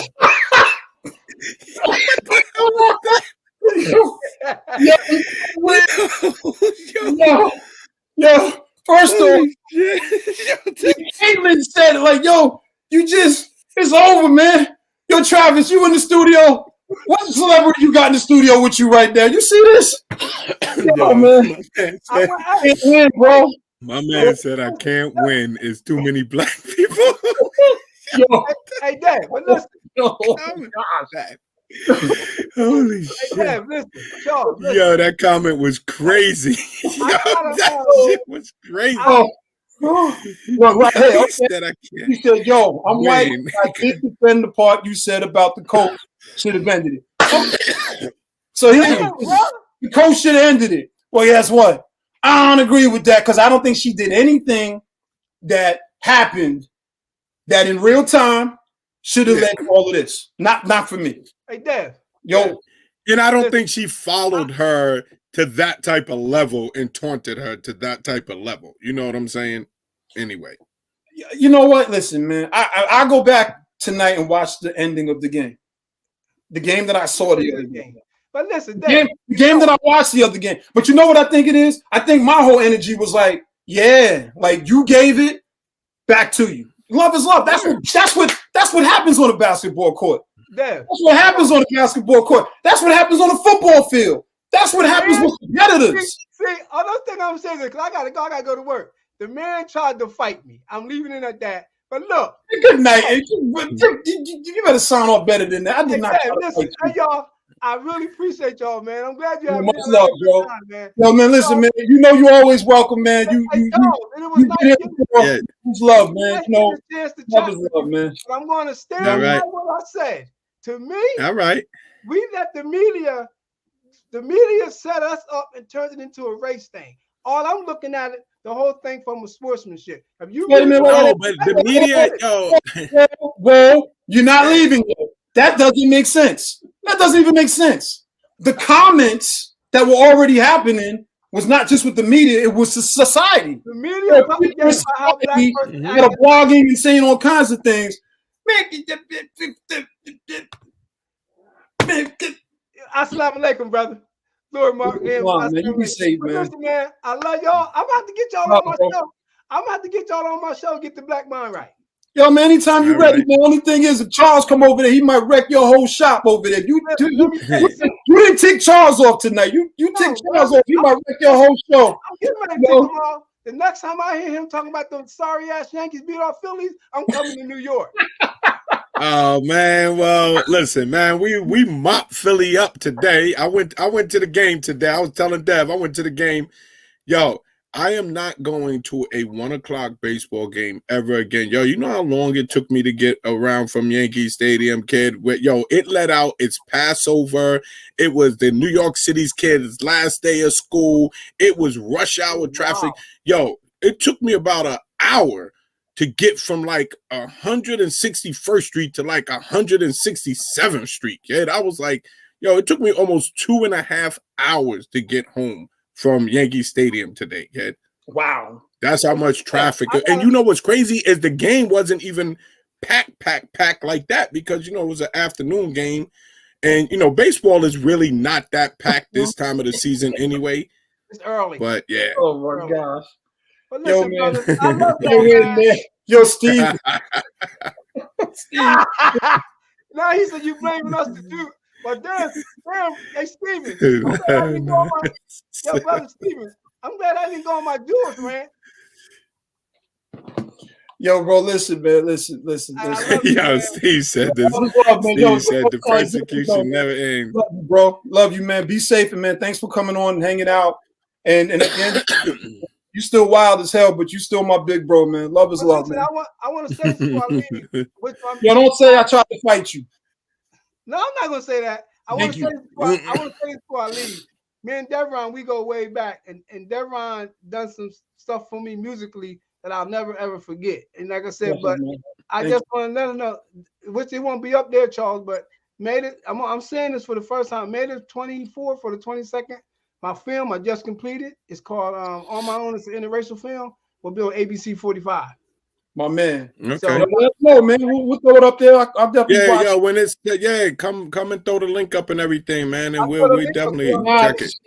I don't got bars, but if you put me in front of a keyboard or a violin or give me some paper, and I can sing, I can do stuff like that. I mean, you gonna perform for me? I'm not performing, my brother.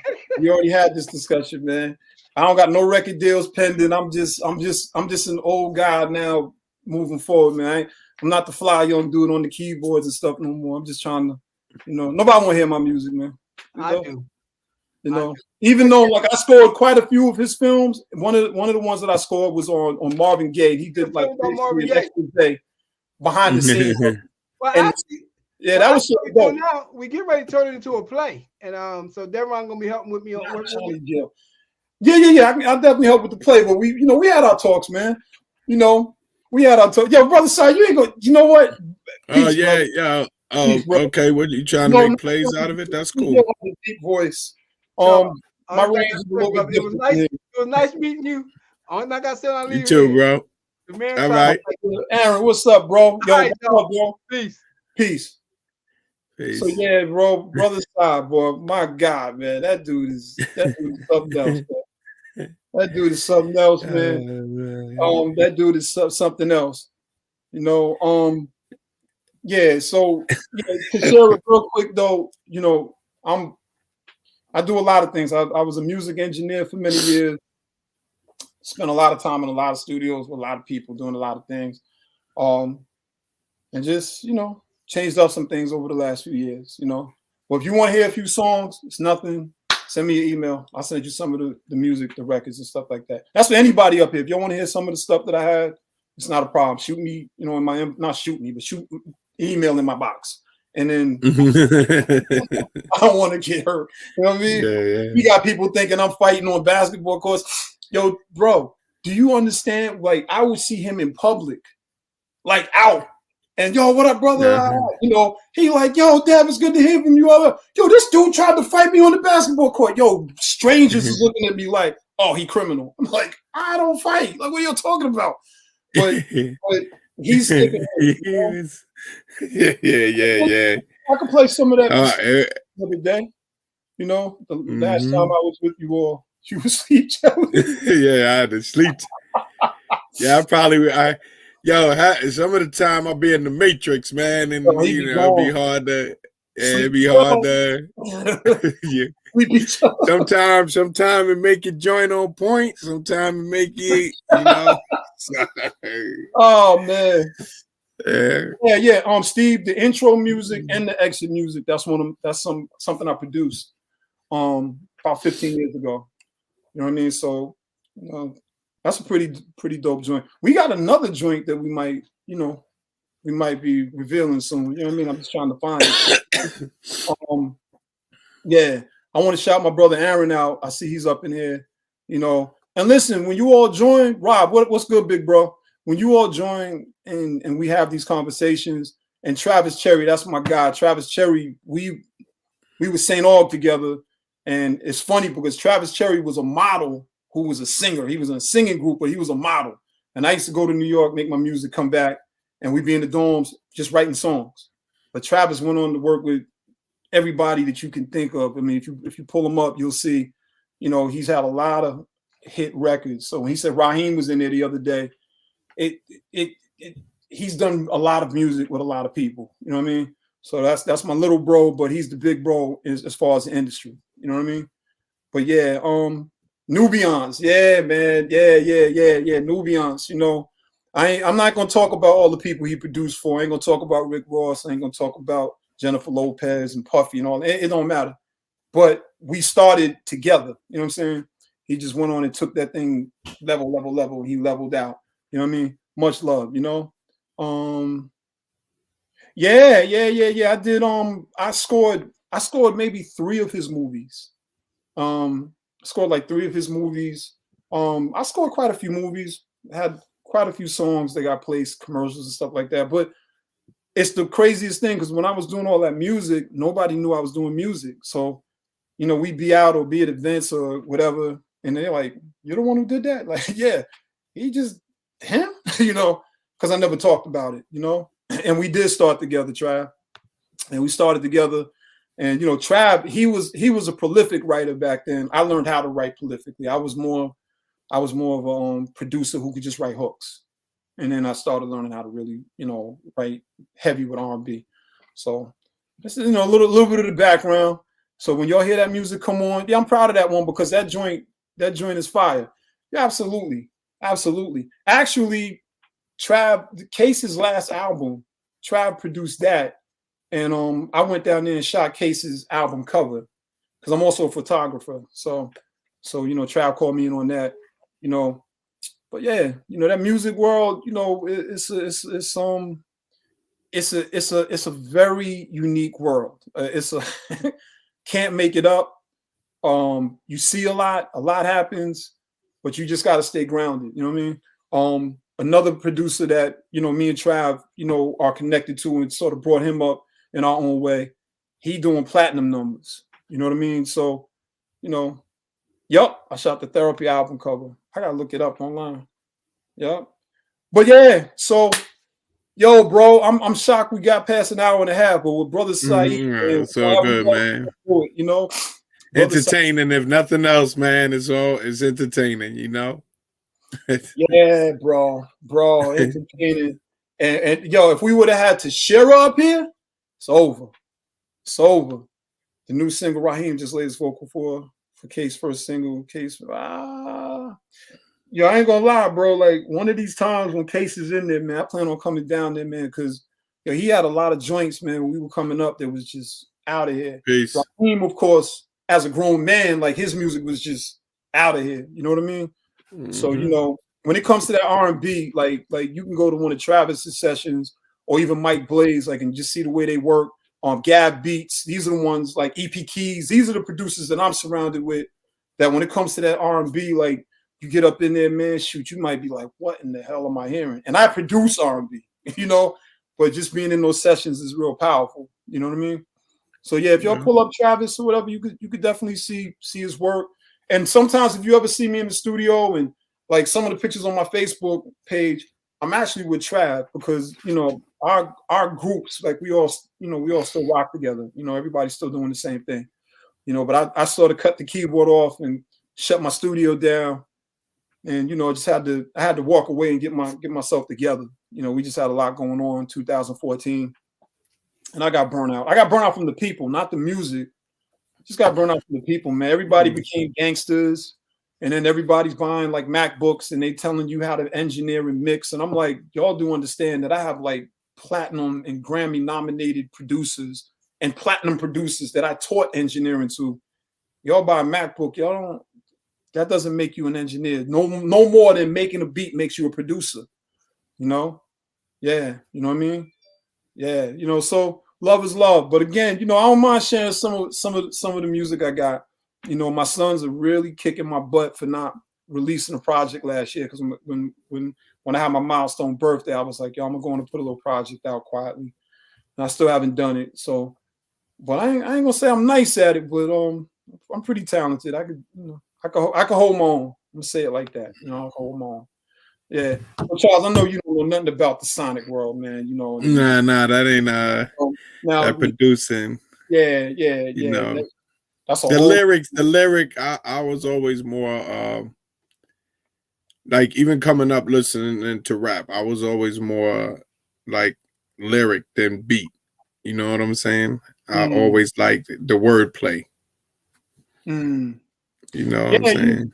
It's funny you would say that, because people say, well, what makes a songwriter? I'm like, write a song. Or is it that simple? What are you, Charles? No, but you got to start somewhere. You know what I mean? You got to start somewhere. Yeah. Audio Charles, yeah, all day. You know, Sleepy Charles. Yeah. Nah, I'm up. We up. Yo, you did your thing today, man. Because we first started, man, you was looking a little tired, man. Before we went live. When I literally had just woke up, like around, like I said, when I came back from the Yankee game, and I got maybe like 6:30, man. I fell asleep for a minute. You know. Yo, well, listen, man. This is what I want to do, man.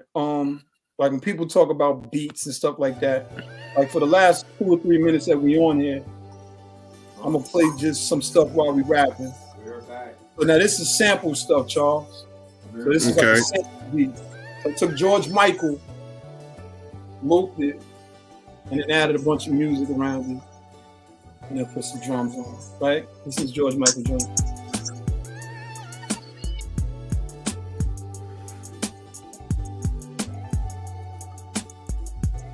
That's hip hop, though.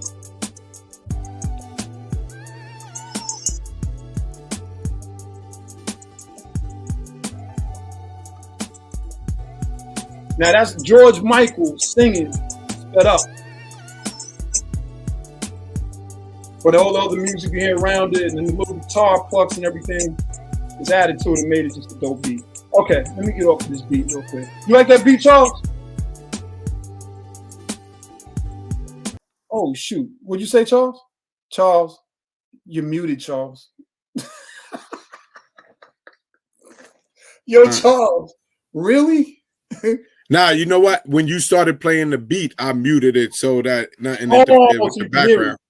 Yeah, nothing interfered with the background. Yeah. But yeah, I like those beats. I like, you know what I like? Like R&B beats that got like a dark kind of darkness to it with hip hop tracks. Like I like rhyming over like R&B type tracks that kind of go grab a Red Bull. I don't even drink that stuff, Tashira. But none of that stuff. I don't drink like those energy drinks. Yo, real quick, Charles. I drink juice and water. Yeah. I stopped drinking energy drinks early, man. One time, bro, like, energy drinks started scaring me, bro. But I'd be so tired driving sometimes from New York to North Carolina or North Carolina back and forth. So I would drink them. But one time, man, I was like, It just made me feel like, I was like, I'm done with it. But I've never had one of those. I've never had a Red Bull in my life. I don't even know what it tastes like. No, that's good. Don't do it. Yeah, like I would drink them. I would sip them. So like if I was getting tired, like I was driving long distances, I would sip them. But I just was like, And then a lot of people, they started saying that they're really no good for you, early on. But I'm trying to think of the group that I submitted this record to, Charles. I wrote a power ballad for it was actually written for what's my man's name, man? Sings rock. He was on American Idol. and I submitted this for his project, for his group's project. It's gonna come to me. It's coming to me. But they didn't accept the record. So I went back in the studio and redid the record, but then I did it as a power ballad, sort of. So I kept like some of the rock element, but I gave it more R&B feel. And then I'm play a little bit of this joint. I can't fast forward these joints, so I'm just gonna play a little bit of this joint.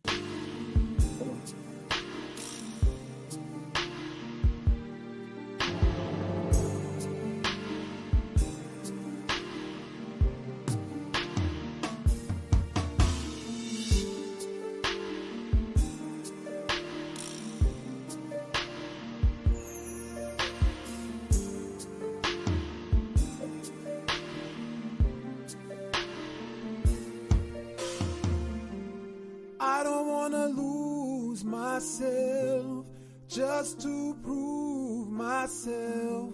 Sometimes I feel you want me gone. No matter what I do, you treat me wrong. You would never measure your fears. Your inner voice was so clear, but you can't hear yourself. You'd rather take me through hell.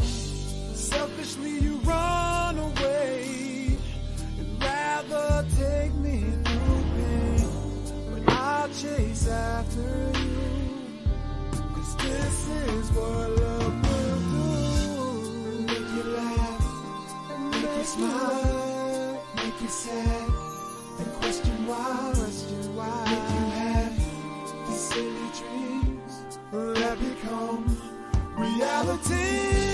I don't wanna lose myself just to prove myself. I'm not gonna cry, no, when I know we both were wrong. I don't understand this pain when I know we both can change. I don't wanna lose myself. I cannot think of the name, or it's on the tip of my tongue, man. It wasn't Ruben Studdard. It was around the same time. What was the other guy from North Carolina that had the band? And I can't believe I'm having a brain freeze like this. But I submitted that record, but it was a little bit different. The one I submitted, it was sung with the same type of feel. It was a little bit more edgy. I listen to a lot of rock. A lot of people know that. I listen to a lot of everything. I listen. If it's made, I probably listen to it. Well, I sung it more like a Brian McKnight, you know what I mean, or R&B. But the original version was just like a power ballad, and it just had that whole element of like, I'm not gonna lose myself to love you. You know what I mean? And they was just like, the submission came in, and maybe for the next record, and it didn't go. But I used to do that all the time. Just get in the studio, do 2 or 3 songs in the evening. Sometimes call the band in, have them play. It's like with Travis, like all of the producers, everybody can make something. You know what I mean? So when you hear something like that, like I didn't play all of the advanced piano on that, because at the end, like there's like some real heavy piano riffs and stuff. I had to call somebody else in that could play better than me. But like the guitars and the harps and the whole feel, like all of that, the bass of it was me, and then I just wrote it and did it. Now I appreciate that, Steve. Yo, I can sing, man. I don't talk about it that much, but I can sing a little something. Brian McKnight. Yo, until I found out that he was a knucklehead, that was my guy. I still rock with him. You know what I mean? Friendly reminder: Black women don't cheat. Where did that come from? What's going on in your house tonight? What's going on, to share? Where did that come from?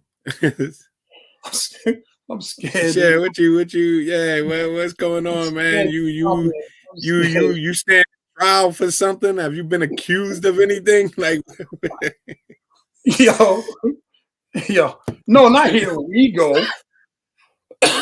You did it first. Okay? Hold on, yeah. Oh, I mean, I don't know, what was that? The name of a record title? I mean, it just came out of nowhere. That's why nobody's going in. We just trying to figure out, sometimes people blurt out things that brother, Terry Jones up in here, man. What up? Straight to tape.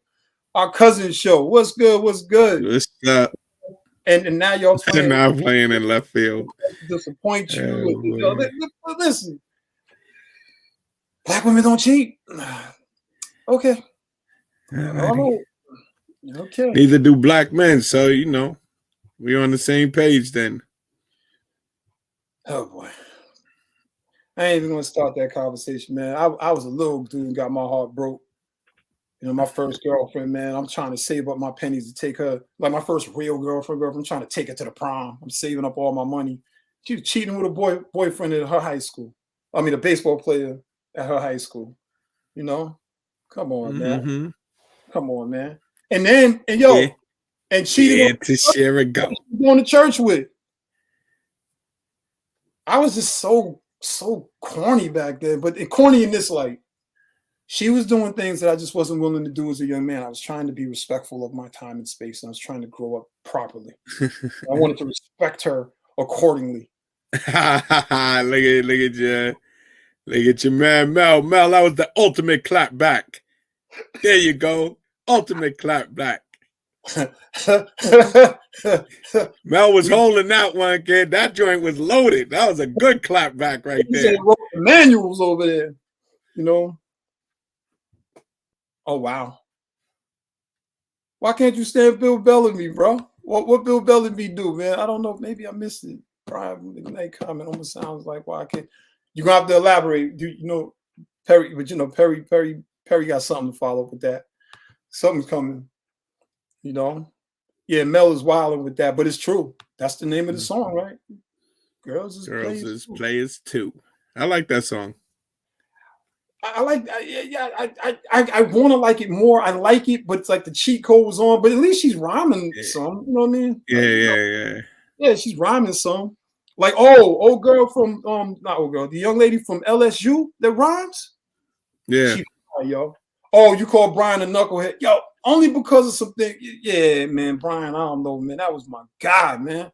Saw him I saw him at the Coliseum on NC State's campus back in '92. Yeah, I'm a little older than some of y'all. So what? And 90, was it 90? Yeah, it was like 92. And you know, just some of the things he was doing, man. I'm like, come on, man. Uh-oh. Really? Oh man. Get out of here. Get out of here. I didn't know he was like that. I mean, I was referring to some of his antics with you know, his exes and stuff like that. I'm like, some things we just not supposed to be doing. But yeah, you know, we got a lot of celebrities around here, man. A lot of people to get a little something, and you know, whoop, whoop, you know, I don't do too good with big-headed people, though. You know what I mean? Yeah. There's a lot with me. I mean, I remember as a kid, man. I remember going to see Bill Bellamy out in comedy shows in Jersey when he was like an amateur before he even blew up. That's crazy. Was he good? Yeah, he was definitely. He was hosting. He was hosting. I think this joint. It was Club 88 back then, or Peppermint Lounge, something. I forgot. He was like the host of one of them joints. That's crazy. Yeah, yo, bro. Back in the day. I'm shocked you made 2 hours, man. I'm proud of you, man. But I ain't gonna keep you much longer, man. Nah, I'm up. Yeah, I was up. No. Yeah. Yeah. Let's shout him out, man. Let's shout him out. Go ahead. You got the read down. Tracy was up here. Tempest. Mark Kim. Steve, always my man. Steve. Regine. Brother Saeed came on here and made it an episode. Oh my Lord. Yeah. You know who else? No, he definitely provided some good entertainment, man. As long as you get to laugh when it's all over with, man. Wow, man. Deidre stopped up in here. Yeah. Kristen stopped up in here. You know, Big Mel's up in here tonight. Hung out with us. You know, Tashira, like she said, yes, I'm here now. She said it like I'm here. Tempest was up in here. You know, what we missing over here? We missing anybody? Big Josh. My man, my big we messed Tempest schooling up tonight. What? Tiffany was up in here. Thank you, Tiffany, for defending me. Thank you, brother Josh, for defending me. Y'all know I'm a nice guy. I don't want no problems with nobody. You know, Shoot, I love people, man. I love the world, man. I really do. What are you writing your final paper on? Oh, she's right. I'm going from the top to the bottom. Stacey Graham, what's up? Thank you for joining us. Katrina was up in there. Get out of here, man. We had some folk up in there. Travis Cherry was up in there. Oh, Tempest is writing the paper. Okay. Mm-hmm. Not miss anybody. I'm trying not to miss nobody. Sometimes I'll be missing people. I don't mean to. Just blame it on me scrolling too fast. You know? Tashara, when you coming back up here? On something you disagree with us on. That's I'm messing with you, Tashara. Yeah. Come on, Tashara. Future opportunities in English lit. Okay. I was messing with you, Tashara. Yo, it's love. Like, damn, like we here. Good job. Okay, man. Black women don't cheat. Oh, please. In this country. Future opportunities in English. 75 a.m. Okay. PM. Send me the link now. It's like you do. We getting off of here. No, Tashara. You trying to keep us up? Next week sometime, Tashara. Yo, Tashara, come on here, man. We here the next Wednesday, man, because this gonna be entertaining. Tashara, yo, like what Tashara, what are you clearing? Like what are you talking about? What are you clearing? Tashara, we're gonna give you 2 minutes. We gotta give it 2 minutes, man. Come on. Okay, go ahead, man. Bring it on in. We'll give it 2 minutes. So we'll give it 2 minutes at least. That wouldn't be right. Come on up there and clear your name, Tashara. Tashara, listen, don't come in here mean though. Nah, we sent it. We just sent it. Look at it. Y'all gonna do me like that. No, yo, it's sent. No, we good. Come on up here. We got, you know, let me see. Come on, Cletus. Yo. Yeah, clearing the room. The sheriff trying to clear the room. Woo. The sheriff. What these Knicks gonna do in this playoffs, man? What you think they're gonna do? Yo, man, I think the Knicks have a good shot. That's what I honestly think, man. I think the Knicks, for me personally, I think the Knicks can beat Cleveland in the first round. I believe that we are capable of beating Cleveland in the first round. Okay. My Knicks be hurting my feelings so much, man, that I just, you know, I just Knicks in 6. That's what I said. Yo, you know what, man? Because Knicks too, yo. Yeah, the Knicks. Yo, listen, man. I mean, I understand as a Knicks fan, is definitely Donovan Mitchell might be a problem, but yo, we a problem, and I think we have the potential to be a bigger problem than people think because we're defending a little better, even though these 100-point scores sometimes don't show that. But not only that, man, the Knicks is not a bad road team. If you look at it, yo, the Knicks got probably in the top 5 best records on the road. And we mopped Cleveland up this year. That's the bottom line. Like, if you go, like Milwaukee, we got problems with, like, because they big and they long, and they could shoot inside and outside. They got thing. But yo, when you look at the rest of the Eastern Conference, so yo, we mopped Boston up this year. We beat them 3-1, right? We mopped them up in Boston, right? Yo, then you look at Philly, number 3 seed. We're 2-2 against Philly this year, even though the playoffs is different. Then you go down to the number 4 seed, Cleveland, and all of that. Yo, we mopped Cleveland up this year. We just finished mopping them up 3-1. Hello. Yeah, exactly, Perry. The Bucks' length is why I feel like we probably can't get past the Bucks because they're too long and they play an inside and an outside game. But yo, there's nobody else in the East that I don't think we'd be able to get past, man. Tashara, I think we can. Hi. How you doing? So I just wanted to clear my name. I think there was a question about my Black women don't cheat comment. I just was saying that, just making an announcement.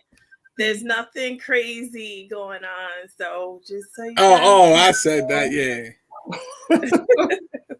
We're No, not we're not oh, I trying- wasn't accusing you of cheating. I wasn't mean, saying you that. know, I just wanted to clear my name. Not that I feel like I have to, even though you all I bully feel me you. sometimes. But No. Well, listen, you know, if we've ever felt bullied on our platform, we are so sorry. You ever cheated on somebody? huh? Yeah, exactly. All right. No, That's I right. didn't hear it. I No, didn't no. hear it. Yeah, I'm sure you didn't. We gonna go back to black women don't cheat. Black women No, cheat. you Yeah, asked nah. me if I ever cheated. Of course you have. Yo, cousin Paul said you gotta give him a call, Perry. I mean, Charles. I'm gonna put y'all on the group text. I never Okay. cheated me. No, absolutely not. Oh boy. I Yeah, said, no. oh boy. Stop. You remember that Slick Rick joint? Stop. Seriously, I'm a good Lying. girl. Yeah. You say that with a straight face. No, I am seriously. Sarah, I like the new view. That's a nice look. That's dope. I had to, you know, have braids in this time, and you're actually nice and everything. So here's what I'm gonna ask you: always wear that hairstyle when you come on the show, and I think it'll be all love. Because when you got the other hairstyle, you going passport bros. Oh, you want to say the braids give me attitude? I'm just saying, you were very nice with this hairstyle. That's all I'm saying. I get very it. nice with this hairstyle. I don't know if the braids. Listen, Perry, let me tell you something. I don't Mhm. know what impression these two gentlemen have given you, but no. Impression? People can read Know your what? comment. No what? What are you saying? I don't even know what you're saying no to. Good girls cheat the best. Honestly, I feel like if I'm dealing with someone and I have to go behind his back and, you know, bust a move or whatever, then I'm not with him, you know? That's just Yeah. That's all up politically. Yeah, Where is it? Let me see if I can find a Kevin Samuels video or something. For Listen, that's a whole nother conversation for a whole nother night. So yo, real quick. I got a question for you, Tashira. Yes. You ever cheat on somebody? No. Yeah, Tashira, you heard the question? Yeah, I did, and I did not. No, wasn't me. Okay. I shouldn't ask that question. I'm gonna ask you one more question, Tashira. Yeah. And I'm gonna stop asking questions. What happened? In this vein, Tashira. You ever cheat on somebody?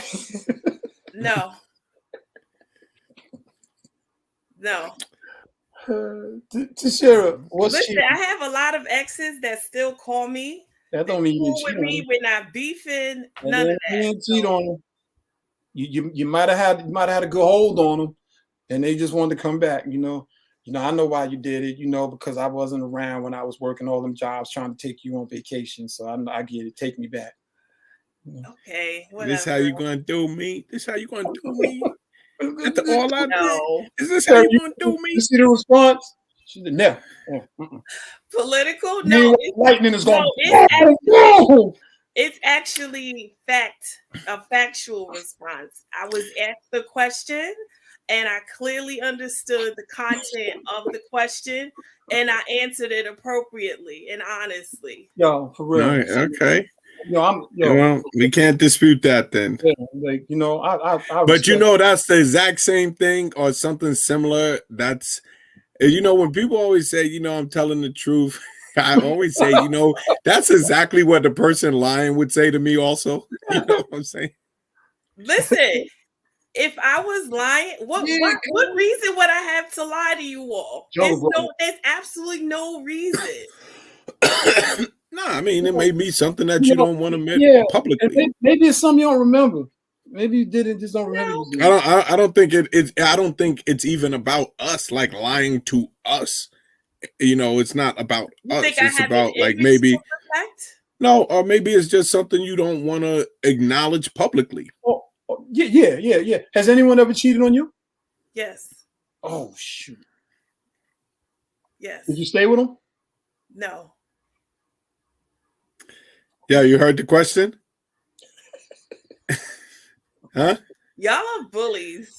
No, I'm not bully. I asked you had a question. Oh, He said, "Did you stay?" Yes, I definitely got cheated on before. I did. But did see you I stay? answered that? Did you No, stay? I Did you did stay? not. Because if I know, I would almost be willing to bet that the first time, if there's been multiple times, but the first time that it happened, that you didn't leave.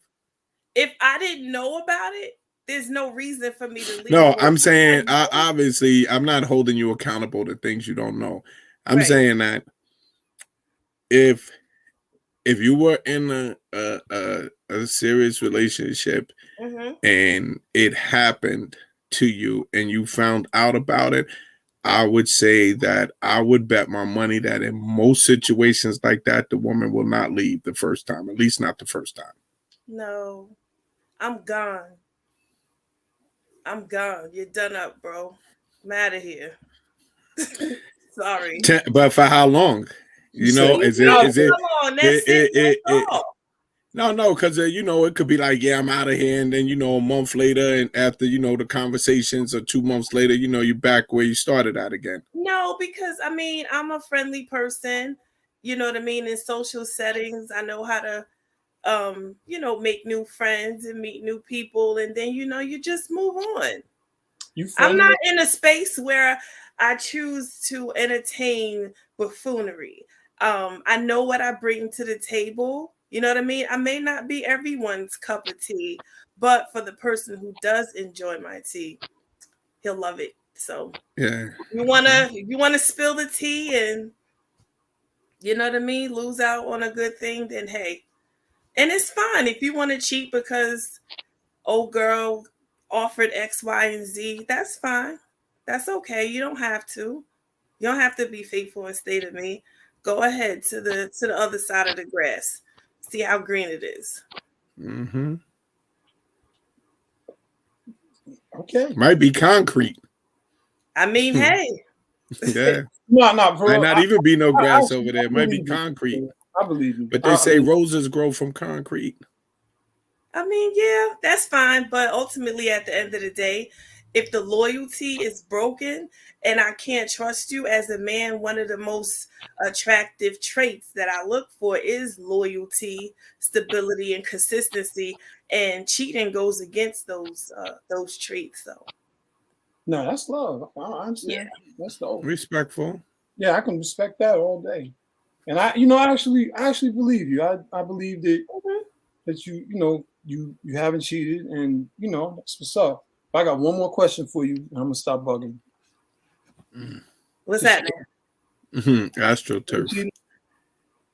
Huh? You ever cheated? Cheated on what? A math test?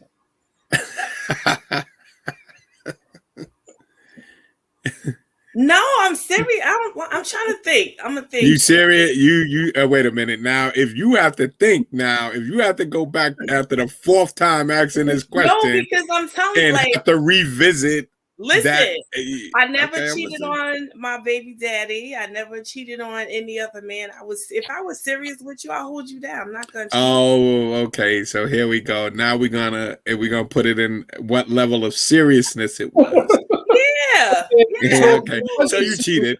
Exactly. Like we said. Like it'll come out. All you gotta do is keep questioning Tashira. The funny thing about this is that this assumption comes in my direction quite frequently. And in the back of my mind, I'm like, I don't know how I give that impression, but I mean, I gotta ask you a question. If you weren't serious, I'm listening. And you're dealing with somebody, but you ain't serious. Have you ever cheated on non-serious? No. No. Okay. No. Mel said, "Yo, you a ride or die, yo." No, I'm not dying with anybody. I'll ride in love, or I don't want to die. I'll ride and live. Honestly, we can ride and live. I don't know about that ride and die stuff. Yeah, no.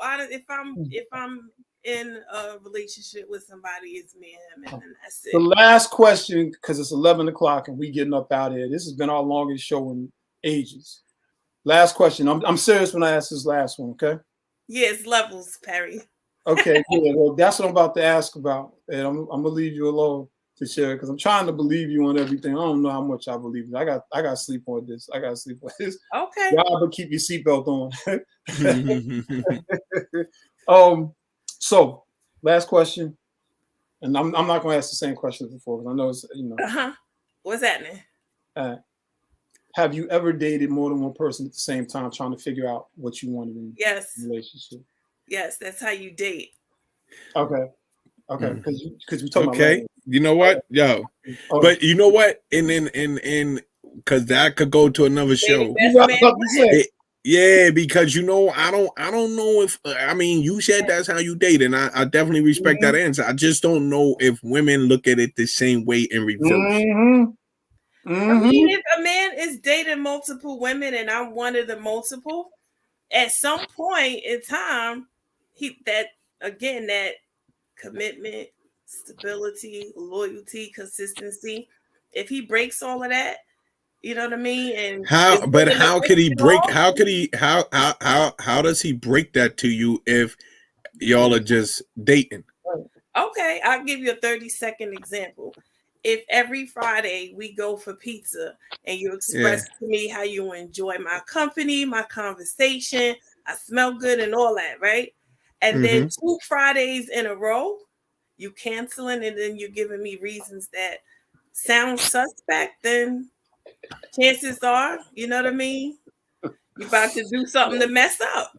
And now but wait a minute though. But I'm saying like but you're not committed, so I don't understand this messing up thing. I don't even if you saying that you're not committed, I don't even understand the accountability to you of my time at all. Anyway, at the end of the day, if we're trying to build something and we're trying to develop a relationship, and in the beginning stages you break your habits and things that we enjoy with one another, then you kind of you put yourself in a different compartment, if that makes sense. Okay. Yeah.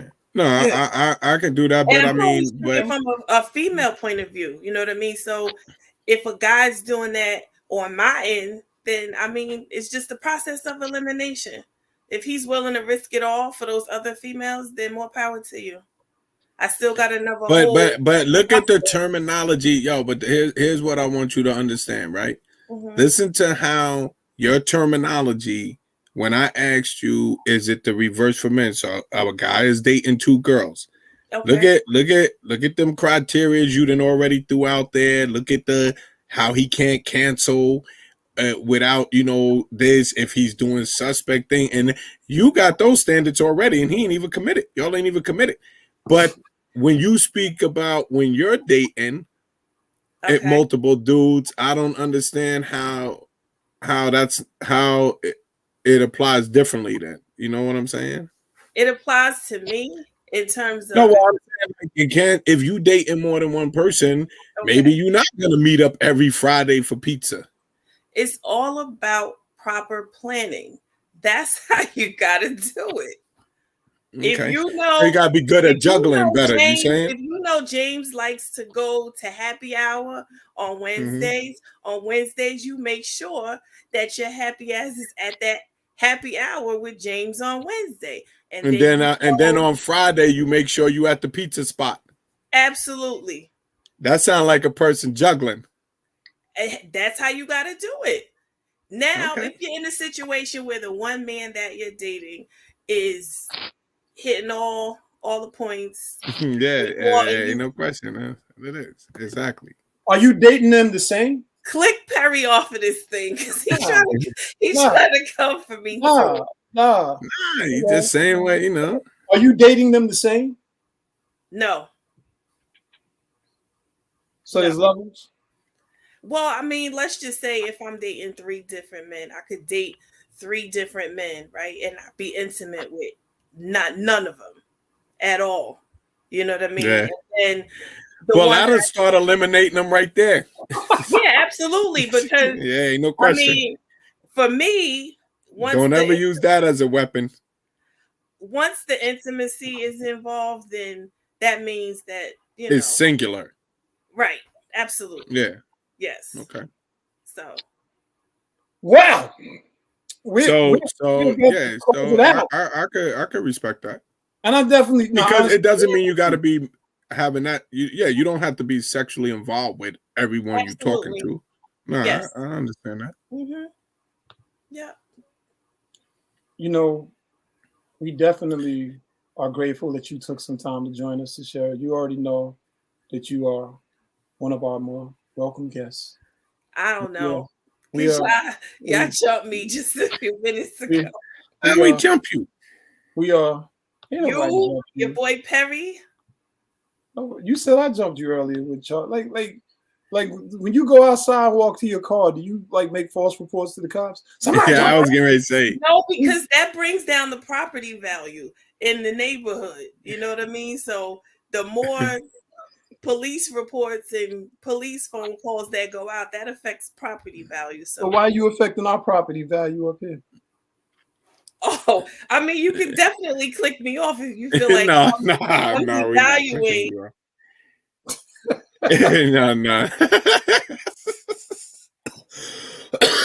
No. You got stock going up. Dev. Who said I did it? When we meet when we hook up in person. Who said I did it? Yeah. Nah. Now I see how Angel Reese. What? Yeah. Come on. Now I. Dev just playing, man, having fun. Wait, yo, blame it on me. They gonna blame it on me. How you gonna blame it on me, bro? Yo. Where's she at? People. Come here, Tashara. It be your own people. Be your own people. Yo. Oh man. Yeah. See, my joint is delayed, man. So it is, I don't know, it's messing up right now. So I can't. It show like she on the stream, but not for me. For real. Like, nah. Yo, you are genuinely a good sport. I'm not gonna front. We got to get up out of here. And seriously, thank you for coming and hanging out with us. But that was hilarious to me. I don't know what was going on, but it was funny. It's fine. Yeah. That's fine. Nah, you know what though? Yo, on my screen it's going in and out. Peace, Paul. You know, Perry, Tempest, listen, Tashara, everybody. Like, this is crazy. Yo. Oh boy. Yeah. You know, in my you know what though, man? My joint is going and is very it's delayed now. I don't know what just happened. I think Tashara started something. Blame the black girl. We girl. need her back, man. All the time. Tashara, thank you for joining us. We definitely. Enjoy, and we keep playing. You know what? Nah. Yo, honestly, yeah. I love when you come up here, man. It's always good. You really left. Shit, why you go somewhere? Why you leave us like that? You shouldn't have. I don't know. Yo, on my thing, it's like in and out, man. Yo, man, why she leave us like that, man? That wasn't funny. That wasn't funny. Yeah. Yo, listen, man, I had a great time. Yeah, no doubt. Much love and respect to everybody. We up out of here. Yes, sir. Yo, Sherry, come on. It's like she froze. On my thing, it's like she's frozen. No, she's gone. She's out of the waiting room and everything. Okay, Sherry, you shouldn't have left like that. Shouldn't have left like that. Because we're not gonna hear this one down ever. Nah, I think that was probably on her computer, on her Kiss end. my grits. Oh, Mel's Diner. I remember that. Mel's Diner. Mm-hmm. Alice, right? Kiss my grits. Right? Okay. Alice, Flo. Yeah. So I'll put y'all in the group text, Cousin Paul. And listen, y'all have a wonderful evening. Tashara, thanks for coming up here. And we're gonna get that comment down. We're not gonna leave that up there. And go Knicks. And much love and respect to all of y'all. She said, "Kiss my grits." Yeah, man. Yeah. Good night, y'all. Good Oh, night. it's about July. Yeah, Dev, give me Paul. Send Dev them gonna on. shoot me your number, Paul. I'm gonna hit you in the If morning, we can man. get off in here, I'll shoot the number because like Yeah, we gotta I'm gonna hit you up sometime in the afternoon tomorrow. All right, Tashera, yo, you be good. Have a good Much night. love, yo. Honestly, yo, definitely love, man. Just a good time, man. You know what I'm saying? Absolutely. We're having fun, man. Absolutely. Definitely appreciate you, though. You know what I mean? Yeah, Yeah, we do. Mel, ain't no question. Go Knicks.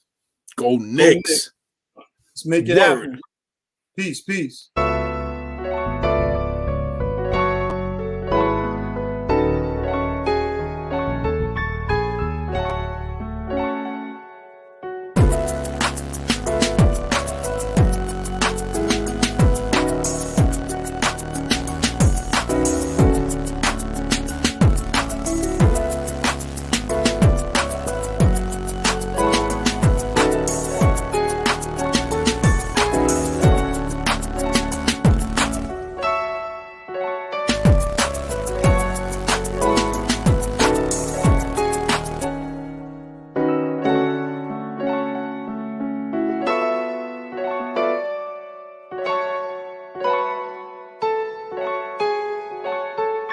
Thank you.